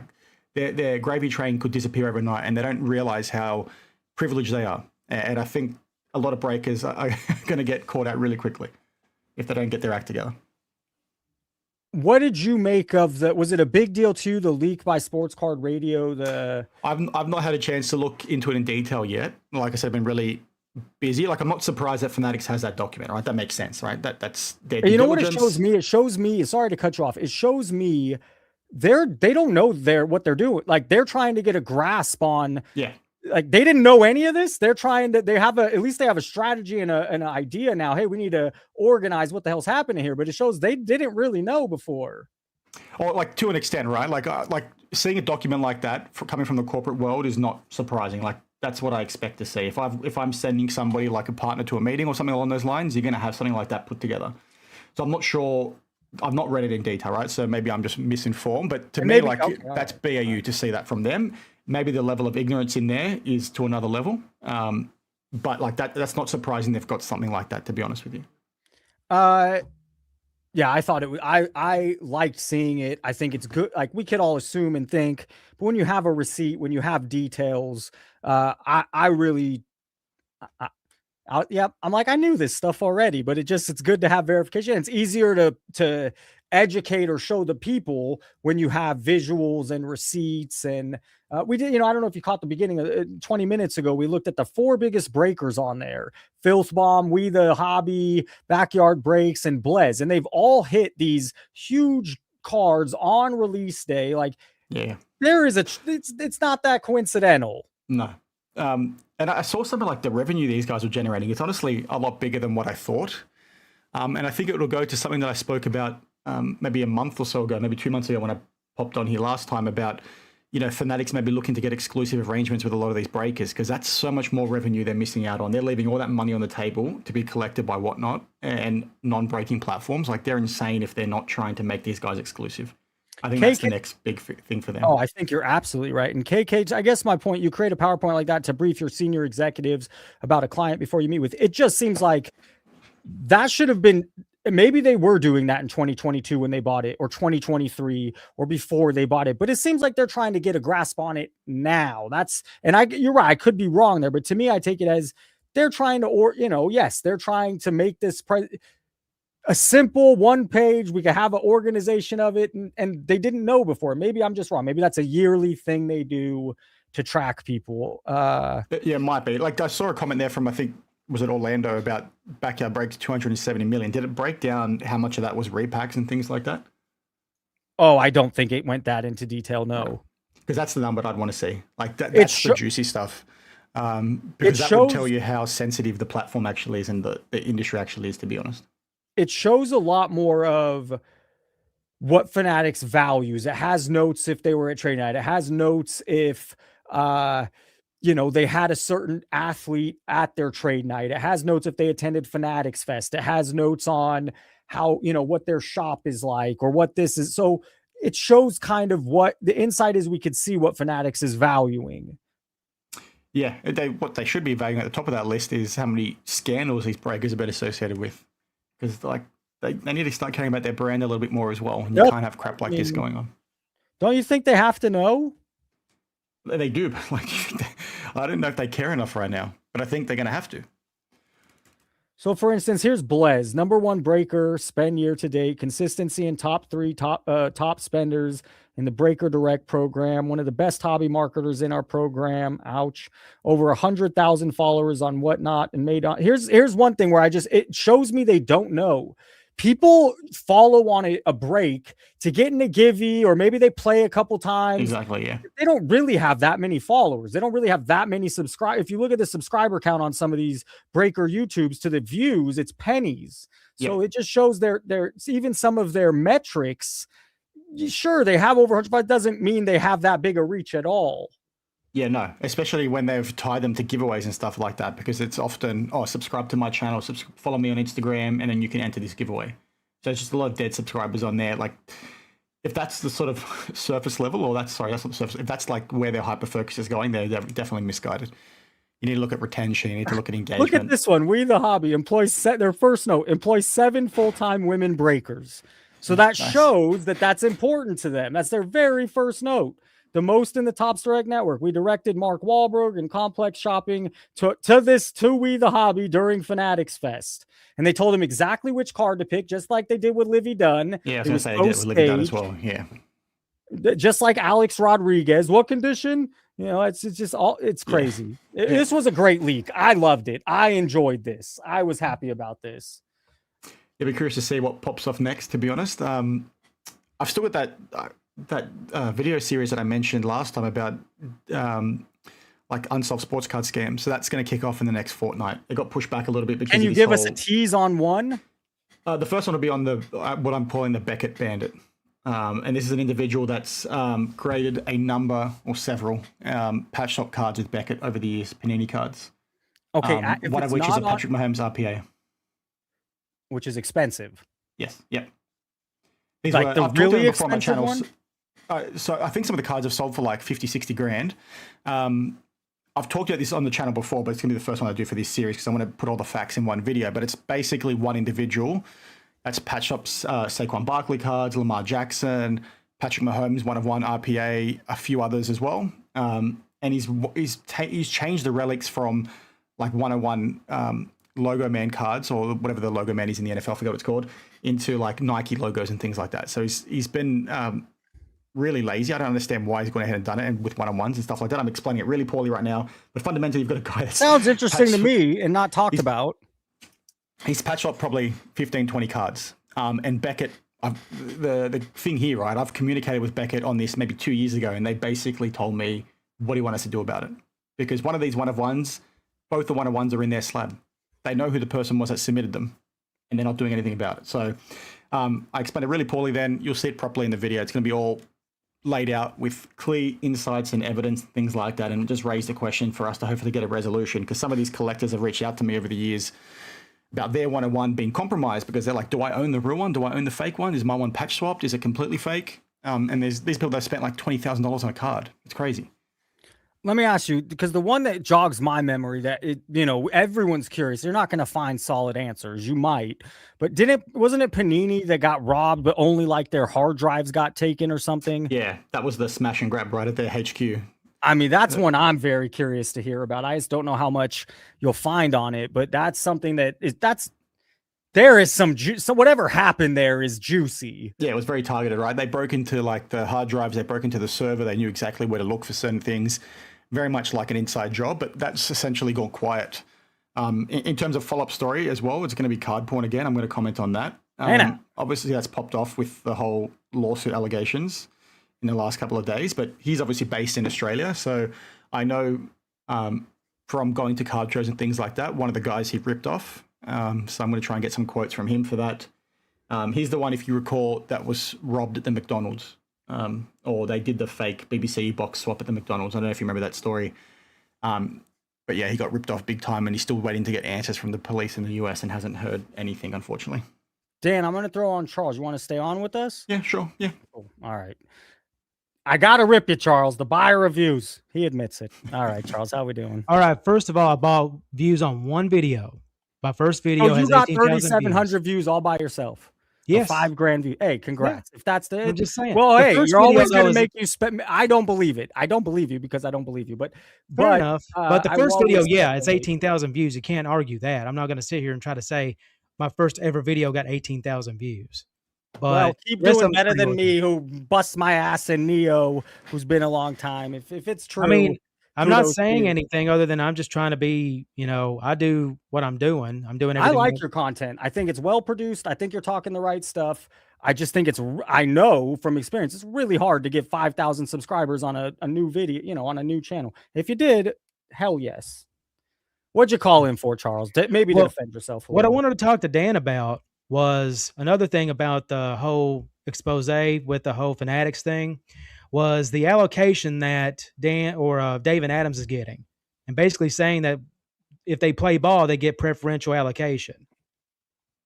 So is that something that once it's out there in the open, is that something that's just kind of eye-opening, that something like that is just so blatant and that they're just Well, what do they literally mean by listing that? preferential allocation? Is that first dibs at certain product, or Yes, basically because they move so much product at 42.3 million in a 12-month rolling spend. It says right there they get preferential allocation because Like, Charles, help to be me honest, out. Oh, go ahead, I was just Dan. going to quickly say, like, I would have thought they would have already got preferential allocation just given their size. Like, if there was going to be one company that would get it, it'd be them, right? Like, yeah, it says right there they get stronger allocation support. So Yeah. they're wanting to even pump them up even more. So is this fascinating to you that they're actually listing this like in an actual meeting at the National to where they're just basically saying, this is all like, I think this is all common sense stuff to see in this kind of document, to be honest. That doesn't sound alarming to me because I would have thought that was already happening. This just sounds like Fanatics is just doing their due diligence. So they've got key talking points. Then when they're talking to these individuals, they sound like they know their shit because they can just pull this off. This is basically a cheat sheet for whoever's running that meeting from Fanatics. Yeah, and they also said on blowout cards, which is the first one, that they don't participate in Fanatics Fest. They made sure to mention that. So it seems like, you got to play ball, you got to participate in Fanatics Fest, you got to have either at least one hobby shop or more and break and do a lot of these different kinds of things. Charles bringing the knowledge. Yeah, which I think, like, to be honest, that scares me a little bit. But I think it's also something the industry needs, just given all the shenanigans that have gone on. Like, I like the fact that you've got a business willing to say, hey, if you want to be a part of our partnership or you want to be associated with us, these are the things that you need to do. And we want you to get your act together and start doing things the right way and not be shady motherfuckers. And, It's do how right you by your sell it, customers. Gio. It's how Yeah. you sell it. Look at Backyard Breaks. Yeah, so to me, I like the fact that they're trying to favor people that want to look after them. But I guess the problem's going to come if it goes too far, right? Where they've then got this cohort of businesses underneath them that they allow to just do and wreak havoc amongst the industry and just get away with doing bullshit and get away with ripping off customers and things like that. Like, if Fanatics want to do this and want to do it right, they need to, allow it to happen and then call the bullshit out when the shady stuff pops up. Like, they need to hold these businesses accountable. Like, Fanatics should see, a Pac-Man, he's not associated with them as far as I know. I think he's partnered with Whatnot. But if he was to go on their platform and do the stuff that he did, you'd want to see Fanatics saying, hey, mate, like, F off, go away. Like, we don't want this bullshit on our platform. You're going to bring too many eyes with these kinds of accusations. You're saying things like risk-free. You're saying things like guaranteed. Like, that's not okay. So stop. So this was talked about they need to too. use their platform for. Well said. Well So said. this was talked about too last night on SCR. So the fact that Cards HQ is not on here. Oh, I loved that. I did love that. So there were two When they theories. mentioned that, I fucking loved that. So there's two theories. Either they're cooking their books and he's losing his ass on his card shop because he can't find angel investors for his other 4 that he said he wants to open up, or he's trying to be a maverick and not get allocation from these guys. Because he mentioned in one of his videos a long time ago, he doesn't get anything from Panini, which is why all the stuff at Panini was more expensive that he gets. And he said it's because he doesn't get allocation from them for whatever reason. He claims it's because he went in hard on them because of their product. I don't believe that for a second. I'm sorry. Who is this? Jeff, right? This is Jeff. He went in what and a said he lie. doesn't That's get a lie. That's what I That's a said. lie through his teeth. It's like, why? It's like, first of all, why are you even carrying the product if that's the case? If He you're promotes such a their high product every day on his show, on his Right. and supposedly getting tons of views. They should love him. So what's your theory on it, Dan? Do you think it's more or less he's cooking his books and he's losing his ass? There's, I think, two things on that. One, somebody told me a while ago that Fanatics might be a partner in Jeff's business. Now, I've got no concrete Allegedly. information on that, but that's the allegation, right? I'm sure you've probably heard the same sort of thing. So maybe that's the reason why he's not in here. The other reason could be that maybe the meeting that this document was put together for was for one day of the National or Fanatics Fest, whenever it was held, and maybe he's in a different document.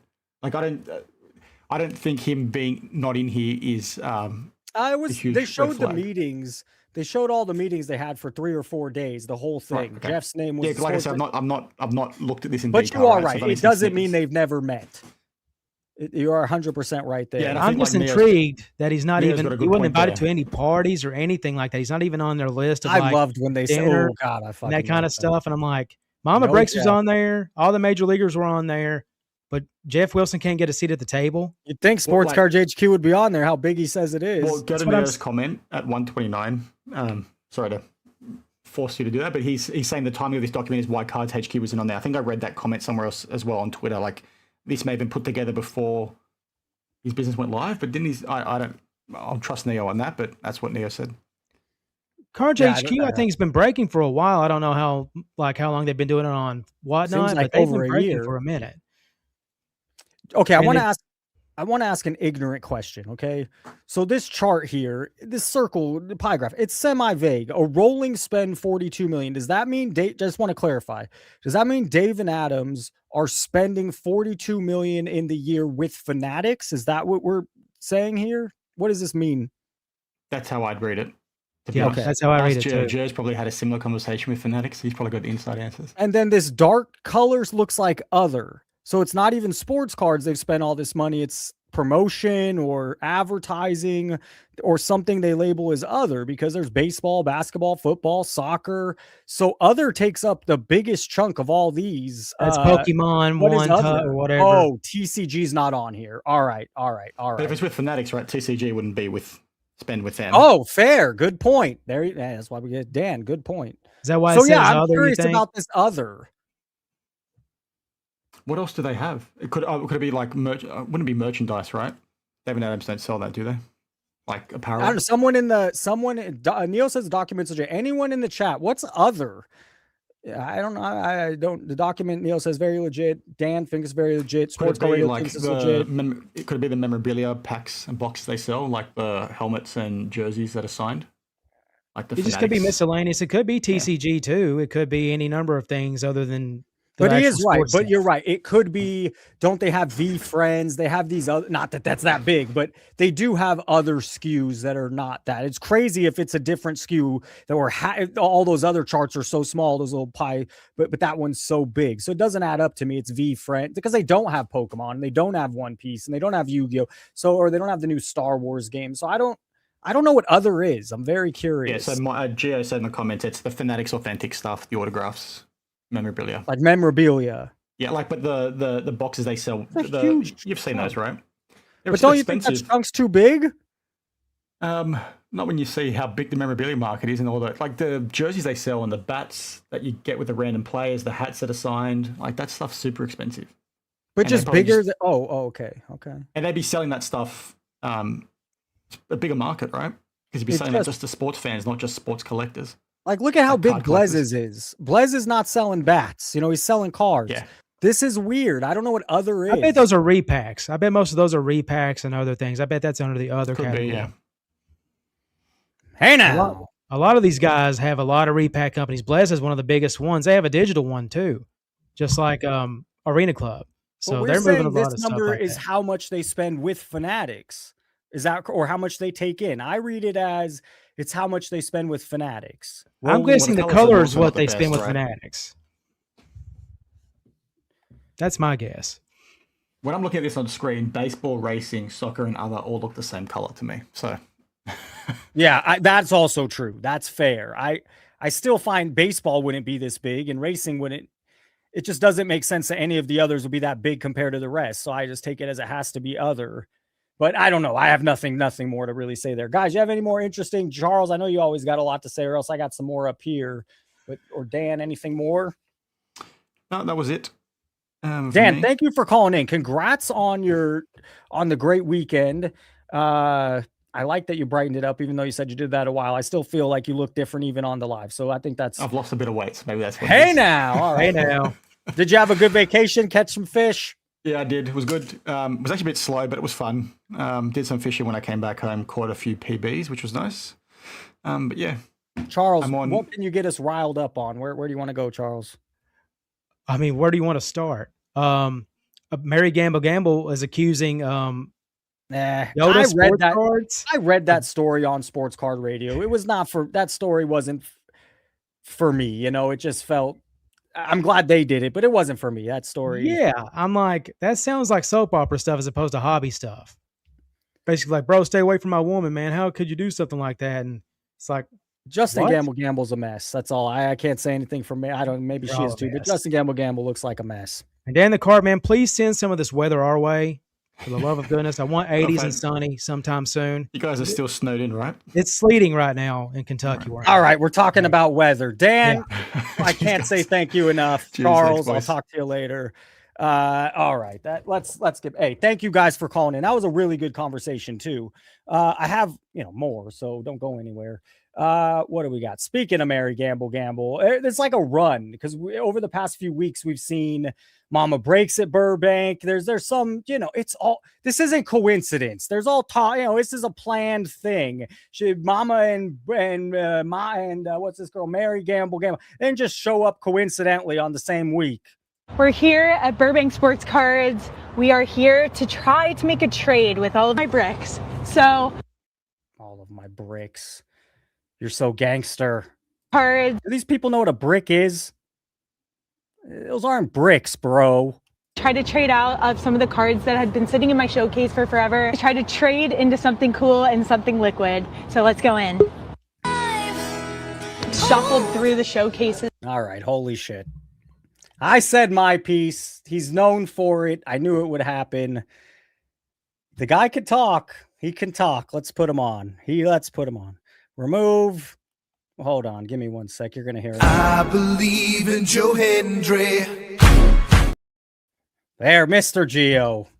Joe Hendry entry. Sorry, it's terrible. I'm on my phone. We're out here in San Jose, so it's noisy. The guy's cover. Why are you in San Jose? How come? Super Bowl content, baby. Shilling it up. Shilling and living. All right, that's pretty cool. Some people call me jealous. I'm not jealous. Being at the Super Bowl and covering the Super Bowl, that's pretty fucking neat. That's cool. Yeah, it's cool stuff. So, what'd you think? Your boy Joe. I thought you were fair. I said that too. The only pushback I have is, and I had Jesse I just picked Jesse up from the airport. We talked after you came on the pod, and we just said, hey, we took some blame too. We should have pushed more, and I thought you were going to come there with fire. And you even said that in the text. We weren't being critical of you. I think we both agreed it was lackluster. Jesse is like the most polite guy ever. What is my first time meeting him, and you just want me to rip a new one? No, but we talked after that though. You are misremembering that. We all just said, hey, next time we should bring a little more fire. That was it. I know, but on that clip, you put me but as that's also 6 months removed. It's not like those were back-to-back clips. 3 months, but fine. 3 months. I'm sorry. That was all I was saying. And I had your back. Also, I don't think he was coming at you as the teacher thing, but when you listen he back took to a that, weird angle, bro. He took a weird angle. He ripped to you. So, yeah, it was funny. But, by the way, 2 things real quick, and I'll get out of your way. The Fanatics thing, I am glad Dan has the most reasonable take on this. This is not surprising, right? Like, the more you spend and the more you play ball with a company, the more they use you. That's it. I'm not sure why the leak my pushback to that is look how some of them sell it. Correct. I agree. Just sell it. That's what bothers me almost the most of anything. 100%. A bunch of trash bags. I will tell you the most revealing thing, though. Dude, Whatnot. Backyard Breaks is going to do $250 million in sales, and almost none of that is from allocation. Their repack business is doing about 80% of that. That is wild. If you look at those numbers, the amount of selling, that's insane. So they're showing you don't need allocation. Most people do, but you don't. Most do, but you don't. How do they get their product, Gio? They have buyers at every show I go to has Backyard Break buyers. They are buying. They're just buying singles for mystery packs. and doing the repack thing. Yeah, just killing it. Which again, I don't agree with in general, but like that was pretty revealing. Also, the fact that David Adams has as much spend as Blowout is nuts. Blowout used to be 10 times bigger than the number 2 distributor, always. But David Adams plays the game. David Adams is live all the time of Fanatics Live. They do everything you're supposed to do as a partner. But it does show you, again, you don't have to do it to the level they do it. Like, you can speak out and say there's crap product occasionally. Some product is garbage. You can come out and say that. They're not going to pull your account. Like, as long as you're reasonable with it. So that's the only thing that frustrates me when these breakers do it, like Pac-Man. Like, I saw people in the chat saying, oh, like, Gio's going to be mad and defend Pac-Man. Pac-Man's a clown. Hey, now. A total moron. To go on and do that. First of all, we're not supposed to, I don't believe I'm supposed to talk about exact pricing. I can tell you right now, they were filling those at $9,500 a case. That's more than double. That's more than double allocation price. Like, dude, $9,500 a case is wild for that. So there's stuff. a reason they weren't selling. Which is good. I'm glad they didn't. And you should, like, you're guaranteed. These spots are guaranteed. It's $5,000 a spot. That was one of the most horrific things I've seen live from a breaker. The most predatory, whiny baby bullcrap you'll ever see. But I don't defend breakers like that. I love it. Good. What was number 2? You had two things. Was you remember number 2? I was very curious. Yeah, I'll move on. I'm sorry. That was number 1. Pac-Man was number 2. Pac-Man's a slime. Oh, and Pac-Man should, dude. That was wrong. It was. You don't. I mean, that's just the wrong way to sell. Of course. And by the way, I actually thought his reveal video was decent, and you pointed that out. He gave it a 4. I think most people agree with that. Midnight is an awesome product. The price is terrible. Like, Midnight for what it is. Have you actually seen any of his stuff in person? I like the card stock. I have not seen any of it. It's not for me. It's a dime a dozen for me, but sure. But if you saw it, like, you would say, oh man, these are actually awesome looking cards. But at $1,000 a box? Yeah, like, I did say I didn't hate the design. He also rated it a 4.25. Correct. And then But went then on you're hawking to the talk brakes. like that. Yeah, you cannot do both. Like, either it's a crappy product and don't sell it, or it's a great product and sell a ton of it. But that's it. And hats off to you, man. I thought you did. Like I said, I wasn't, and we were texting earlier. I know it was off the record. I won't get specific. I didn't think anybody needed to come on and roast SCR, but you shouldn't be able to say that and get away with it entirely. And my only point to you, Jay, was this. Oh, here come the clips. No, I'm not. I still think they're as entertaining as anybody in the business. But like, Frank was there last night. Charles was in there. You can't come on here and whine about people making an Arena Club video and then listen to guys make racist remarks and be fine with it. That's my only push. And I'm glad you said something. Again, I don't think you have to go crazy. Racist. I don't think. I mean, it's not. But it's not crazy. But I wouldn't say it was crazy. But if you're offended by some people, it did. Sure, but if you're offended by somebody saying, "Hey, go buy an Arena Club pack," but you don't have a problem with that, I think you're full of crap. Well, they're two different things. Correct, but I think it's pretty revealing of people's moral compass. At least you are equally outraged about everything. But sometimes comedy. I mean, like you look at comedians. It's just. That wasn't comedy. He was going after it. Which again, he could do it. I didn't hear it. In fairness, I did not hear it. Yeah, I did. And again, I'm not making a big deal of it. I think it needs to be mentioned. And by the way, no one's saying cancel them. People in your chat are getting whiny about that. No, I'm not saying cancel SCR. They're the best at what they do. Like, you're probably second in the space right now, dude. You kill it. Yeah, but I do think it needs to be mentioned. I don't think that's inappropriate to at least bring it up. Like, hey, you probably went a little overboard with that. Yeah, so it's just maybe some constructive criticism. And number 2, the shout out I'd give to them and listening to them last night in the portions I did, some of it was not for me and some of it was definitely for me, is they're so knowledgeable. I mean, they do have, like, comparing their knowledge to Jeff or some of these other people, like, they have knowledge. Dude, they've been around for 20. Like, those guys were the first content I was exposed to, 16, 17 years ago when I got back in. Like, it was just them. There was nobody else doing content back then, anywhere. They're clearly very knowledgeable. They owned a card shop. And that's what I say. It's 90% praise, and occasionally it's like, hey, that was probably too far. That was it. And I thought you were good with Joe. I thought you were pretty reasonable. Like, he goes after you, you go after him. Good for you. Yeah, well, I'm gonna win that. I'm gonna win that battle. You already have. And by the way, I wish you would. Did you actually watch that show? Because I think you would have liked it. I basically told those two guys, if we're gonna suck at YouTube, we're gonna either not make it anymore and just do podcasts, because my podcast kills. Like me, hate me, I don't care. The numbers are crazy. We're number 1 in that space for a reason. But if we're not going to do it as a YouTube show, by the way, you taught me this. You know, some of my commenters are saying, like, Fugazi, I want to see. I don't believe. Go look at the charts. Hobby podcast. We're top 5 every day of the week. Period. I check it every morning. We're number 3 right now. You can go look. I don't care. Are those charts real? No, I made the charts. Go look at the podcasts that are on there. Yeah, I'm yeah, telling you, they're that's real. what people say to me. The charts. That's why I don't care. I also work for Simmons. Like, I don't. You think I care about a commenter? I don't. But my point was, you taught me this lesson, Professor. If you're going, you told me this. You said if you're gonna do YouTube, and we don't. We do a podcast on here. It's stupid. That's why I challenged Joe and Danny. If you're Oh, not you gonna- were right. You were what Well, they you were, and though. my You gave me take that. to you is they just like they didn't have a clue. They didn't know how to. They just his pushback was the show's fine. The show's good. It's like no, you could probably do a little more. I don't know. Yeah, it's terrible. And yes, by the way, you've said it. I want to be the best at this because we're the biggest and best in most other areas. Podcast is the biggest. The Facebook group is the biggest. I don't like that we have put effort into this, and it's terrible because it is. Our YouTube is very average at best. So we're going to try to revamp and do something different. But dude, that was because of what you said. I'm totally in agreement. Hey now. Yeah, dude, I give you all the credit in the world for that. Why do it if you're not going to do it?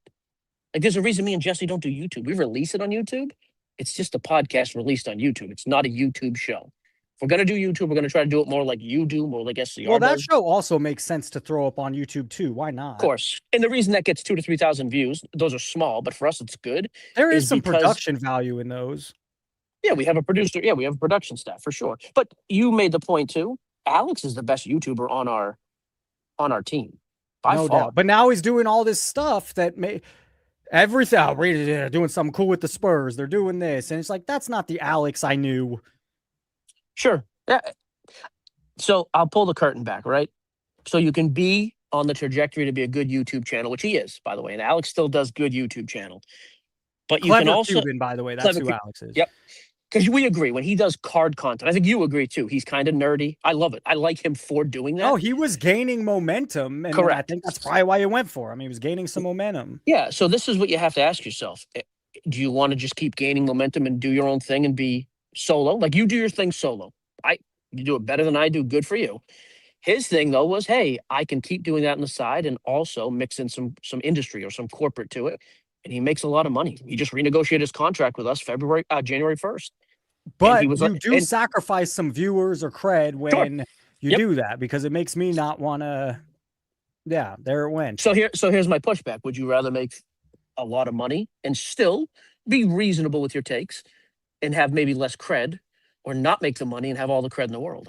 Well, I guess it think depends. A there's a lot of balance. money. A lot of money is a big variance, you know. So I know you don't want to shout out how much money, but Not it for is him. a big If variance. it was mine, it'd be different. Yeah, I mean, he does. I mean, he makes well more than the average American makes, and it's a very part-time job because he's very good at it.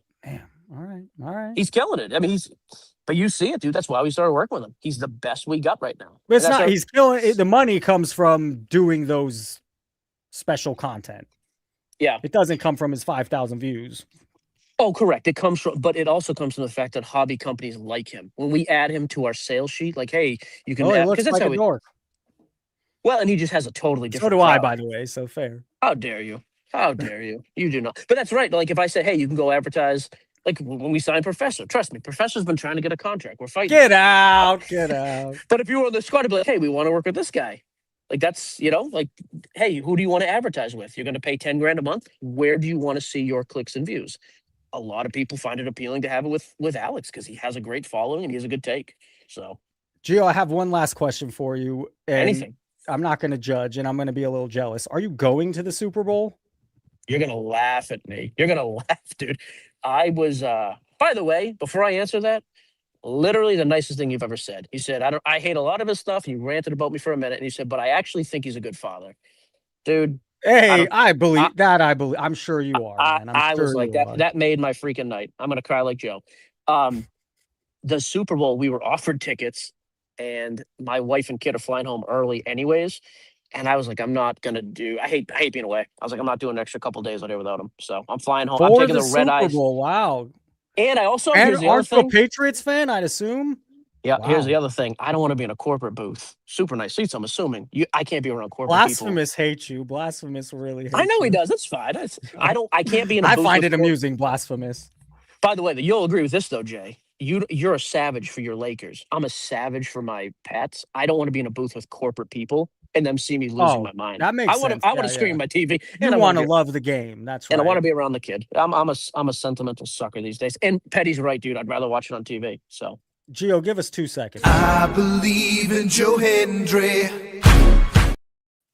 Here's what my are closing- these belly rubs? What are you? Are you guys just laying on the bed, just Gio rubbing has each to other's come in. belly? Gio does such a good job. He had me go, and he does this with everyone. He comes in. He's such a good job defending and talking, and he's Deflecting. a great guy. It's just what it is. I thought it was reasonable tonight. I thought you had some valid points about Joe. I totally agree. I think he went overboard with the teacher stuff, but I liked that he had a hot take. Neo, what do you think? Well, yeah, go ahead. You You're must just have had here- something. You're just here belly rubbing each other. I wanted to. Oh, now wanted the to give you guys chubby some guy shit. shows up and wants to talk about bellies. This isn't appropriate. How dare you? Ah, here we go. That's it. I got nothing else. I just want to show up. I liked it. Yeah, you throw me off. And by the way, you notice we moved our Wednesday show up an hour. No We've been saying that way. for absolutely. We did it like a month ago. The last 3 or 4 we've done have been at 6 o'clock, not 7, my time. So an hour before All right. yours. Well, you were still rolling live when we were rolling live, but fair. We're not. We're not scared on off. We're not scared of Professor on off centered. We just go right against them. You guys stink. Yeah, Oh, just talk about belly rubs. You guys are you do good content. Those other three, you guys just sit around and rub each other's stomach, and then Dustin reads 3-minute-old comments. Oh, It's such just a brutal. it's just our time for the four of us to hang out together. Then that's fair. Oh well. All Yeah, right. that's it. I'll leave Wait, you. wait, That Gio, was- Gio, oh, I actually had a. wait. I actually had a Here we question. go. Here we go. I had a question the on belly the warmed up. Fanatics document. What did you think about the some of the stuff that I have raised? Not concerns, but but I've been hearing the most chatter about is the David Adams profit sharing and the Tom Brady getting net terms. Yeah, every card shop, as far as I know, everybody gets net terms. I think that point was pretty blown out. The bigger you are, the more favorable your terms are. But I'll tell you right now, they don't get way more product than a lot of other shops. I think Fanatics is pretty fair with their shop allocations. And the David Adams thing, I guess I didn't understand. Some guys read that like they're getting a share of the profit from actual Fanatics, which they're not involved with Fanatics. to I think my it's the other way knowledge. around. So the more they sell, there's a kickback to Fanatics. I think the way that I understand, and I could be wrong on this, the way that I kind of took that is they're getting the product potentially cheaper, but then kicking more upstream. Maybe. Hello. Yeah, maybe. I don't know that. And again, David Oh, Adams is Neo wearing a conspiracy hat. Okay, Neo. I mean, it's not a conspiracy hat. It's in the sheet. Like it's right It's there. in the It's sheet. in Yeah, I love it. I'll tell you my conspiracy. SCR brought this up, and I am curious on both your opinions. Jay, you too. Like the SCR said, "Hey, is this the type of stuff you leak if you're going to go public? Like, take a look at these public earnings and different stuff." I actually didn't think that was crazy at all. I thought that sounded pretty spot on. I think Because it's that's not valid. the stuff that's not the stuff they would leak by mistake, and I think they would find whoever did that and go after them. Like if you leak that, I would have to think there'd be repercussions. I feel like you wouldn't want to leak this because you're gonna piss people off. Like Yeah, not and for like what us. benefit? You're gonna piss the people off on this list. Like Yeah, like- Blowout made a post saying like basically kind of like what the fuck, you know what I mean? That this got out there. Which, by the way, I would be mad too if I'm one of those businesses. That's personal. Why do people get to know revenue? Like I would be mad too, but that's why. Yeah, I mean, that's a good question, Joe. If you were on this list, how would you feel that this got out? We made it one time. We were on the list a couple times. Oh, he'd and, be like, proud. He'd be No. I'm saying if you had a deck that SCR yeah, was going that's what I'm over- saying. Oh, I mean, I'd be proud of the numbers, but we were in this deck a couple times because of some of the events, and I think it just said like optional, and it was like I went back and looked. The events that they had our names on, they came to some of those. They didn't. Although we met with them a couple times, and we like none of those meetings made the books, but we're not nearly that big for GMB. So this is Like, common. This is not the first one. You've seen these sheets before. I don't know. I guess that's. I mean, yeah. I had a similar discussion where they kind of gave us a breakdown, and that's how you're rated. Like, hey, you're offered baseball, basketball. So before basketball, obviously, so last year you're offered baseball product, non-sport product, merchandise, like the top shirts, all that stuff, and then the Fanatics authentic side, so the autographed items. And they kind of go over with you, which I like. They give you a report card. Hey, your spend here was bad. Your rebuys were good. Overall, you need to pick up spend in this area if you want to keep your current numbers, which is fine. And I always say, if you don't want to do that, that's fine. Don't do it. Don't play the game. We choose to play the game. I'd rather just get the product and break it. And if I think it's good, we'll buy a lot. If I think it's crap, we say it's garbage and we don't break much. We're giving Gio too much time on. His Hey, I'm end, leaving. I'm so- sorry. Yeah, I'm out. I can get out of here. I'm sorry. Thanks No, for the you're time, the- Jay. Hey, thank you, Gio. Thank you for calling in. That was Hey, cool. when Jesse asked too, when you come back on the pod, let's Let's fight make on it the happen. pod. Yes, March Matt, spring break. Done. Book it. All right. Hey now. See you boys. All right. Later, Joe. Neo, bro, you had. I just wanted to pop on and give you guys shit about belly rubbing. That's all. Well, you were right. I'm glad you did. It broke that up. Sometimes I don't watch your videos. I liked this video a lot. I think you crushed it. I thought you nailed it. You went over it well. I learned from it. I enjoyed the video. Oh, on the leak. I didn't know what video you were talking about. Yeah, the leak video. I thought it was very good. Thank you. Neo, I'm going to share something out. Do you have any more you want to throw out? I think you just want to hop on. I'll show you this. You'll like this. It's got to be One Piece. What box is that? What set is that? Azure. OP what? I'm not good 14. with the names. Oh, the new one. Yeah. Just empty box. Got your hands on it, huh? The box prices are going up, man. You know, I don't love that. What else do I got? Oh, you'll like that. Oh, you might have saw this on Instagram. I know how you like the vintage Magic the Gathering. Oh, see those cards. I played with those cards back in the 90s. So those they sing to me. Yeah, that's awesome. I got nothing else. I just wanted to I'll share with you. Royal Rumble got me infatuated with Obafemi. So I went. Oba is. I bought a few. I bought an out of 10 auto patch rookie of his. I went for it. I'm like, his he's gonna be good. I have a saved search for Oba autos, and like his Topps Finest was doing like $40-50, and now it's doing like 100. I didn't even watch the men's rumble. I'm just sitting there. Obafemi. He is gonna be a star. He is. The Rumble was meh. The Rumble sucked. Yeah. I was happy Sol Ruka got pushed, and I was happy Obafemi got pushed. But the Rumble sucked. Yeah, Femi was probably the best thing about the Rumble, especially on the men's side anyway. But not even close. Neo or Push Stars, thank you for calling in, bro. Yeah. All right.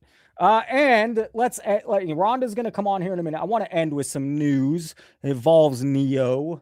I need to move it over. Let's see. Did I already move it over? Uh-oh. What did I just do? Oh, come on, Professor. What'd you do? It's on here. I know it. Let's just scroll this. Give me a minute. Where is it? Did I mess this up just now? And now I can't find it on. Oh, there it is. Thank you. Monday, February 23rd. The Hobby Collision. Chris Sewell is going to be our moderator. He's going to be the one running the show. I think he's perfect for it. And then we'll have 5 panelists. And it's up to me. And I got to make it now that I've got the logistics. Oh, I haven't shared this with you. What am I doing? Share it. Add to stage. There it is. It's Hardcore Collector here. We'll do a few minutes, then we'll throw on Rhonda. But the Hobby Collision, Monday, February 23rd, live. Chris Sewell will be the mod or the guy running it. You'll have the 5 panelists, Run Good Life, Mike, Junk Wax Hero, Trike, myself, and Neo. And we'll see what happens. I think it's up to me to create a good format, come up with some good questions. Hopefully they find some questions. It's not all me, so I don't know them all. But anyways, February 23rd should be a lot of fun. And man, what a show. Holy cow. Okay, Hardcore, but I didn't expect Troy or Trike to call in. Troy, how you doing? I'm good, man. I figured while you're doing this, I might as well come in here and do some promo, WWE style. Hey, now that's the inspiration. That's right. I'm looking forward to this. This is gonna be fun. Yeah, I think it'll be good. I think that this is what everyone says they want from the hobby, right? Like productive discussions, like people being honest, like no shilling, hopefully, like all that stuff. So, all these guys, it's going to be good. I hope people support this because I think this is going to be really good content. As well. And my hope is it goes well enough. My take is do it every 3 months, not every month. It's too much. There's not enough talk about it. Gets stale. Yeah. My thought is every 3 months, maybe mix up some of the panelists. But I hope the first one goes well so it can, we get some more support. I'd love Neo or Junk Wax here. I know you're not a live guy. I'd love other channels to have live, but first let's prove a concept, Mm-hmm. Yeah, but no, I like that. I think that it'll be like everyone's going to be on there. It's going to be live, right? Like that'll be right. That's right. I don't want to hype us up too much, but I think it'll be like a big event type of thing. And Chris, I think he was a big person. Like he was the Horcrux. I guess he was important. Because I think he's the perfect person to be the moderator or running. I think it's going to play out more like Around the Horn and some crazy debate. But I think he's just the guy to run it. Yeah, no, I think it'll be good. I'm excited, man. But yeah, no, I just wanted to pop on here really quickly. What's new in your world before 1 minute? What's new in Troy's? Yeah. What do you got going on? Same old for me. I will say like I don't know, just all this breaker stuff. It's disappointing, man. Like I'm really just I've seen more and more with the hobby, unfortunately, and it really like I've had to take a step back because I used to do the show circuit and like I was really in there with the cards, but just so many people will say anything to make an extra dollar. Like they will do and say anything. They will lie to your face. They'll do anything to make one extra dollar, and it's really bummed me out. And I think we're seeing some of that playing out now, and it sucks, man. It really It's one thing me saying, it's one thing SCR saying, it's one thing. It kind of like when you say it, it has some weight because you're not that, conspiracy or pushing certain content. So when you say it, I think it has more weight than maybe when I say it. Yeah, I mean, I don't know, but I don't know. I appreciate that. It just sucks, dude. Like, and I'll say, I don't want to get too far into it, but it's like, it's just the tip of the iceberg, unfortunately, man. Like there's so much stuff. Think about all the stuff we don't even know about, or the stuff I see and then people doesn't get recorded, all this stuff. And it just really makes me upset, So I guess I just wanted to vent on that for a second, man. We just got to do better as a hobby and like just have some integrity, man. Like that's all it is. And this stuff is transparent too. I'll tell you this. If you have to think like, oh, is this guy, does he have any integrity? Like, oh, maybe it was just one time. And this isn't even a Pac-Man thing. I'm sorry. I didn't mean to say the words. I'm not trying to go in on him. That wasn't the point of this, but yeah, I just had to vent for a second because a lot of the stuff I see just really makes I could see it in you too. Like maybe you have some personal, I don't know if you do, but like, it seems like it got you down. It did, man. Cause it's been weighing on me for a while. Just like that's probably like out of everything in the hobby. Like I love the hobby. Everyone's so nice. Like, me and you connecting people at shows. It's a great hobby. This is awesome. But the amount of like grifting and greed, someone said in the comments, you see in the hobby, just I see that more and more. Like, me in the hobby, I'm newer to the hobby, right? So we were kind of in a honeymoon phase, but now I'm starting to see this other stuff, and it just really bums me out, man. I hate it. Well, I'm glad you have a bigger YouTube channel to where, of course you're not going to push your channel, but I'm glad you at least feel that way and you're open about it. And, cause it is a great hobby and there is a lot of good people. And unfortunately it also attracts what we see. Yeah. And I'll leave it this, and thanks for having me on really quickly. I'll leave it there, but just the one thing I'll say to the people in the chat is like, this stuff is more transparent than you think. Like we're all human. We can tell, who's has integrity, who's real, who's not. And that's not to make me out. I'm not even talking about myself. I'm no saint, but like, just support, like, RGL, some of these guys, just support the people who are real. That's the only thing I want to come on here and say. And like, we as a hobby, like, I didn't mean to. Now I'm a preacher. I came on here and preached the whole time. But well said, bro. And from you, it does mean something. I'm seeing, this mind shift all of a sudden. It's crazy. It was from this. Yeah. I don't know. Let's support the right people in the hobby. And like I said, this wasn't. It's going to be taken out of context. I didn't mean this as an attack on one particular person, but I'm just there's a bunch of bad stuff going in the hobby, and I hope to see less of it. Troy, thank you for calling in. I look forward to talking again soon. Yep. See you, man. I'm looking forward to the show. That'll be fun. Can't wait. That will be fun. That will be fun. Monday, February 23rd. Hardcore's been waiting, Rhonda. Let's do. We're getting late. So, and I have I want to get into the Rock Stone Cold rookie card. I have a whole thing there. I have Jeff tomorrow. Lot for tomorrow. I didn't get to any of my tabs tonight, and I knew that would happen. I'm going to throw on. Hardcore Collector just left. Nope. Hey, Hardcore Collector tomorrow. I have no one scheduled to call in, and so. If you're available tomorrow, here he is. He popped back in. Let's see. Let's give him a couple minutes. What's going on, bro? Hey, bud. Can you hear me okay? I hear you well. My audio kept cutting out for some reason. All right, I got 3 quick topics. So first of all, I want to address something that Blue Red Magician said about the Raiders giving Fernando Mendoza a $250 million contract. So he should probably do some research. The max amount that any NFL team can give a rookie contract. Yeah, he can't. No, he didn't know. It's $55 million total, which comes out to $13.75 million. And you can thank the Raiders why there's a max contract when you draft a player because of us drafting. Last time we had the first overall pick, ironically, we got Jamarcus Russell. So nice try. Well, they got to draft him. They have to, because for that reason alone, that you could even Geno Smith gets paid crazy money. So for the reason alone, and it's worked for a lot of NFL teams, you have your rookie quarterback contract, and then you could fill so many holes. Yeah. What's your second topic? And some quarterbacks are making over 55 mil Oh a yeah, year, yeah, yeah. let alone for 4. All right, the next one was the Senior Bowl. So, for the last 12 years, Reese's had done the college Senior Bowl, and this was the first year Panini sponsored it. So it wasn't. So that tripped me out. I'm like looking at, it, I'm like, why isn't it? Interesting. Yeah. So and they're losing the license. So I'm wondering why Panini's going Is all Panini in. going to go play NIL and go after college players? That might be their only last resort or something. I don't know. It tripped me out though. So I just wanted to point that out. That's a good one. And then the last one, real quick, got some math here, but just be patient with me. All right, Topps Chrome Basketball Sapphire Edition, okay? So it's 1 auto per box. Release day was, about $1,000 per box. Now, Sapphire, Basketball Sapphire is $5,000 per box. There's 8 packs, 8 packs per box. Total cards, 32. So the math breaks down for 30 NBA teams. Per team spot would be $167 per team. So like in a break. And this isn't even them upcharging. This is just 5,000 divided by, the NBA teams. That makes the price per pack for 8 packs $625. $625 per pack, which makes the per card price, because there's 32 cards, $156.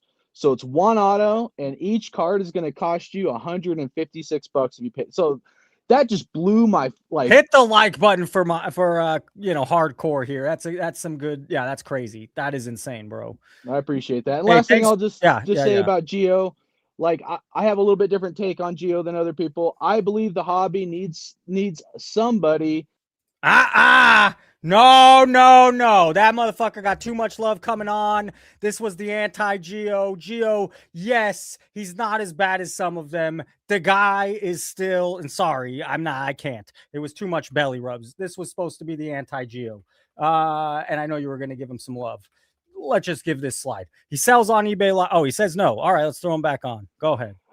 I just wanted to say in my opinion, the car, no matter if it's him or whoever, just people that can talk about sports and cards and relate them. I'm not saying pump anything up. I'm not trying to give a full pass. I'm just he knows sports. He knows cards more than others in the space. Right. I just say, as someone that watches it or that would like to interject, I would like somebody out there to talk about that. And I think he's trying to do it. All right. Hey, that's all thank you, man. Have a good one. Yes, sir. Thank you for calling in. Let's throw Rhonda up just on the other side. Remember, this is everything he has here. So it has to be a little biased no matter what. Rhonda wrap up coming up. We had over 220 people in here tonight at some point for a lot of the night. Let's get Rhonda up. Rhonda, how you doing? Hi, I'm doing good. Hi, Jason. Hi, chat. Well, it's been quite a week. For us? What do you got? Quite a week. Well, in the beginning, you had was talking about Pac-Man, which I knew you were going to bring up.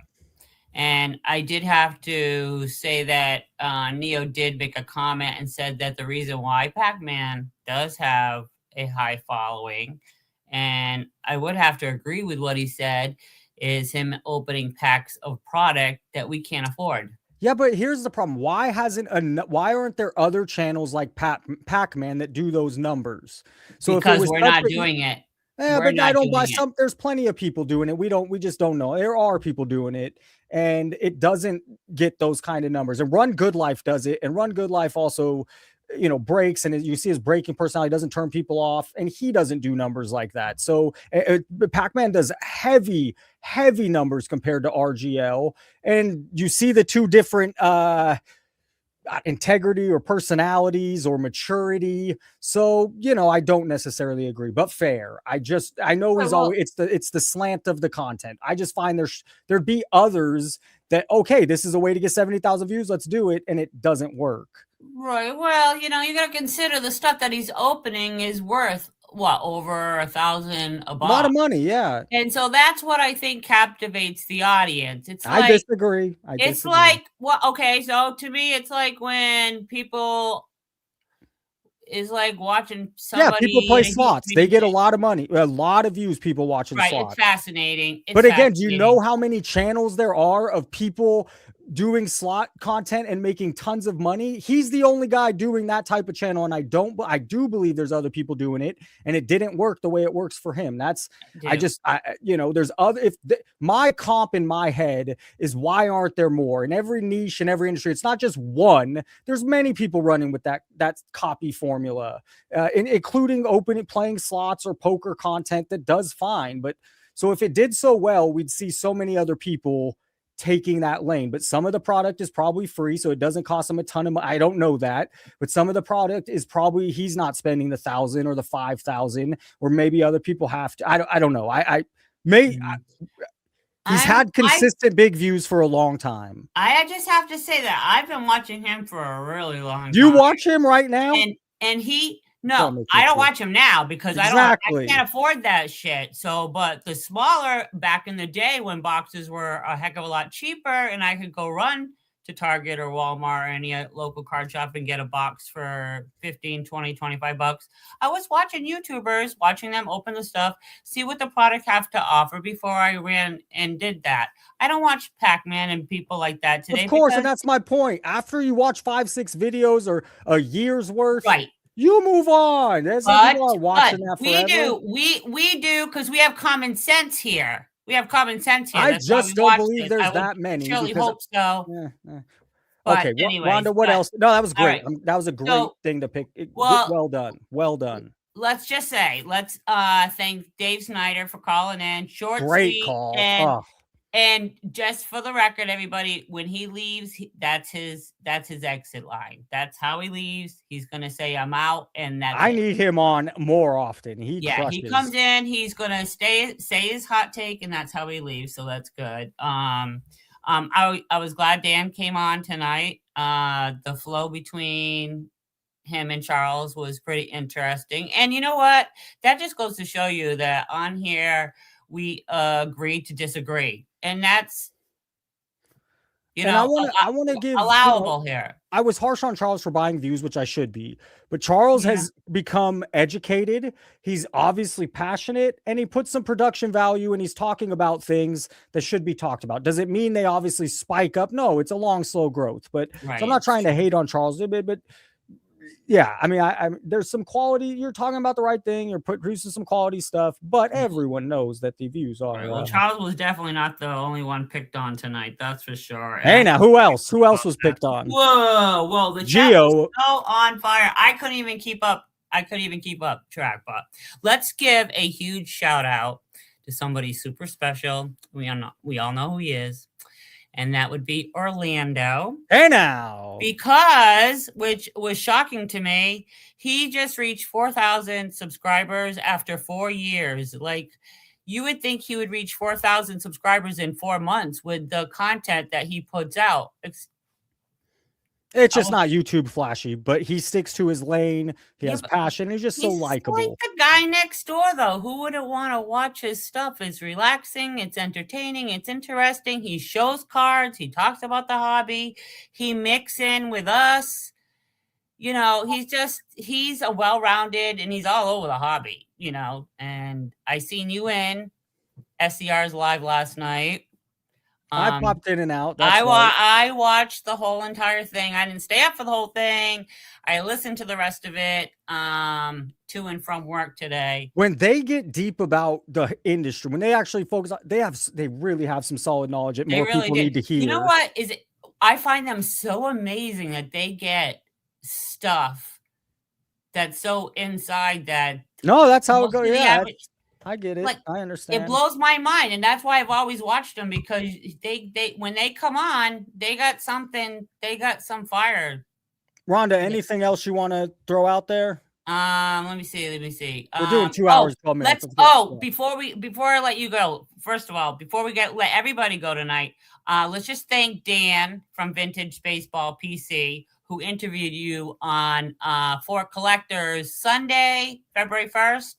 So if you haven't seen that interview, guys, you got to go rewatch that, because Jason was the interviewee that night, and that was a great show. That was interesting. That was fun. Yeah, hanging that was out with him. interesting. So That was fun hanging out. Yep. And then John, Sports Card and Collectibles, gave you a shout out in his video either today or yesterday, but he was in your chat tonight. I don't know if you noticed that. Hey, Yeah, thank you. John was in. He came in and said hi. He does something similar to your channel. So I actually saw it today. And I Rhonda, said, what are you "Well, pushing everyone off the channel here? No, I'm just saying. I think he would be a good Because some guest. of them decide to go live the same time as us. No, what I actually asked him in the chat, John, would you consider calling in? Nah, Sometime? John's great. John is Yeah, great. so we've. I don't think he's ever been on, so I think that would be great. That Just would so- be cool. just I would, somebody, yes. just somebody new. We got a lot of new faces in here, but other than that, I think bystander 777 said it best tonight when all he said was 2 words was less cowbell. And you know what I said? that nailed the whole week. That ended the whole night. And I think that's what the hobby needs, less cowbell. Rhonda, thank you for the wrap up and You're thank you for all your welcome. help. Have a That's great my night, wrap-up, Rhonda. guys. Great That's- job. Very well done. Sorry to cut. Very well done. Rhonda, very good job on the wrap up. Tomorrow, I have a Rock Stone Cold rookie card segment. We have, what do we got? Why does this pop up on everything? I have quite a bit, a lot on Jeff. There's, now it's Arena Club. Now it's Rip Pokemon Packs Online. One of the biggest, a huge collector, which we'll do tomorrow, is leaving the hobby. And I'm talking, he spent millions. And he made some posts about it, and I just didn't have time to get to it tonight. So there is a lot more tomorrow. It'll be jam-packed. Tonight was fun. Professor live from Sweden. Are you from Sweden? I can't imagine. Gentlemen, ladies, thank you for all your help. Rhonda and Frank, thank you for your help. Ziggy all of a sudden makes an appearance. We'll do his voicemail tomorrow. I have voicemails tomorrow. I got to get that bundle for January. So I don't know if I'll do it on the live or just do a member video, but great call from everybody. Thank you to all calling in. I thought everyone, that's what it is. Everyone contributed a little bit. Dan came on for 20 minutes. Charles came on for 10 minutes. Hardcore Collector came on for 5 minutes. Gio came on for 20 minutes. Neil came on for 10 minutes. Hey, we're doing something right. We're doing something right. Ladies, gentlemen, have a great night. Nikili, thank you. Another great show, and have a great night.